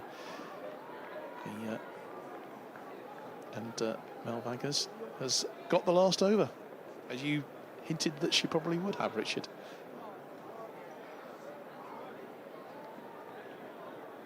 State just missing that one. Being with a bit of shape again, just with that left arm moving it across. And just 4 balls to go here, 104 for 7. Round the wicket, of course, to a left-hander. See that ball moving through the air and just punched back up to McBean. Yeah, this UKAF idea, combined services, has been going for years and years and years, and it's a great joy to see the 3 services all joining hands together, and there's no cliques, there's nothing like that, nothing whatsoever. It's all in for one. You know, you're all representing the services. I had the great joy of being invited to tour with to Kenya in 2017 with the UKAF ladies team, and there was a little group of us, 4 of us, quad service, myself as a civilian, one from the Army, one from the Navy, and one from the RAF, and it was a great joy to see all sort of 4, including a civilian like me, being a part of it, and all the team just got together, and it was a wonderful, wonderful tour. Really, really thoroughly enjoyed it. And you know what as well, Richard, the well, sadly missed Graham Robinson would be so delighted, wouldn't he, to be seeing this today. You know, the UKAF women playing here at Lord's. He did such an awful amount to create this competition in the first place here at the home of cricket. Initially for the Army-Navy match to be played here, but then for this to happen. And that is the last delivery of the innings. It's a victory for the team from the win for MCC. Yeah, hugs sorry, all around there. Handshakes all around, hugs all around. A comprehensive win for MCC. 106 for 7 this UKAF innings finishes. And 60 runs, the margin of victory. Very impressive as the sun comes out here at Lord's. Fantastic stuff from Amanda Potgieter, another 50 for her. Certainty almost, as you said, Richard. But I tell you what, that MCC bowling performance after some great innings from Routledge and Sweet with the bat. Well, let's just wrap this game up as the umpires take out the stumps and the end of the first of 3 matches today. Super game of cricket. You know, okay, it wasn't close. You know, in the MCC have won by 60 runs. You know, so it wasn't close, but it was still a super game of cricket, and it was it's a joy to see. It's a joy to see the women playing here. You know, it's a lot of people sort of back when it was still just the 3 inter-services games here, saying, you know, how can that be right? You know, because the women's inter-services being played at Vine Lane or Aldershot or Portsmouth or Arundel or wherever it's been played, you know, and it was wrong that there wasn't you know, a women's fixture here, because they are a huge part of United Kingdom Armed Forces across the board. And to see a game like this today, that's one for the MCC. It's now 2-1 in the head-to-head, you know, and they'll be delighted, you know. And the fact that UKAF don't just come here and think, oh, we're going to beat the MCC, like they had done in the previous two occasions. They actually know, hang on a minute, we're in a bit of a tussle here. But super game of cricket, very, very well played to the MCC, especially the 2 batters who got 50. Yeah, Routledge and Sweet. Yes, yeah. indeed. And Routledge 72 not out, Sweet 59 not out. That's a phenomenal knock. 121 partnership. You know, as massively taking the game away. 160 was always probably going to be too much if the UKAF's top 3 or top 4 batters didn't get in, and only Potgieter did. And fantastic occasion as well. And John, just looking around as well at the crowd that has built through the day, the kids that are running on the outfield too. That festival of cricket feel, that really feel-good factor today is a huge part of it. Not just the games that we're watching and not just the competitive element, but how much cricket itself is being celebrated today and how much people can come and be part of that. Absolutely, and we're just a third of the way through it. We've got 2 really exciting matches to look forward to here. Particularly big day, I think, as well, Richard, for the Royal Navy today, isn't it? Massive day for them, because you know, the RAF, of course, they're lying in wait for the winners of this Army-Navy game, which is to follow. But what an opportunity for the Navy today if they can really make the most of this and see off the Army. Well, absolutely, and the fact that the Navy haven't won a game here at Lord's for quite some time will probably still.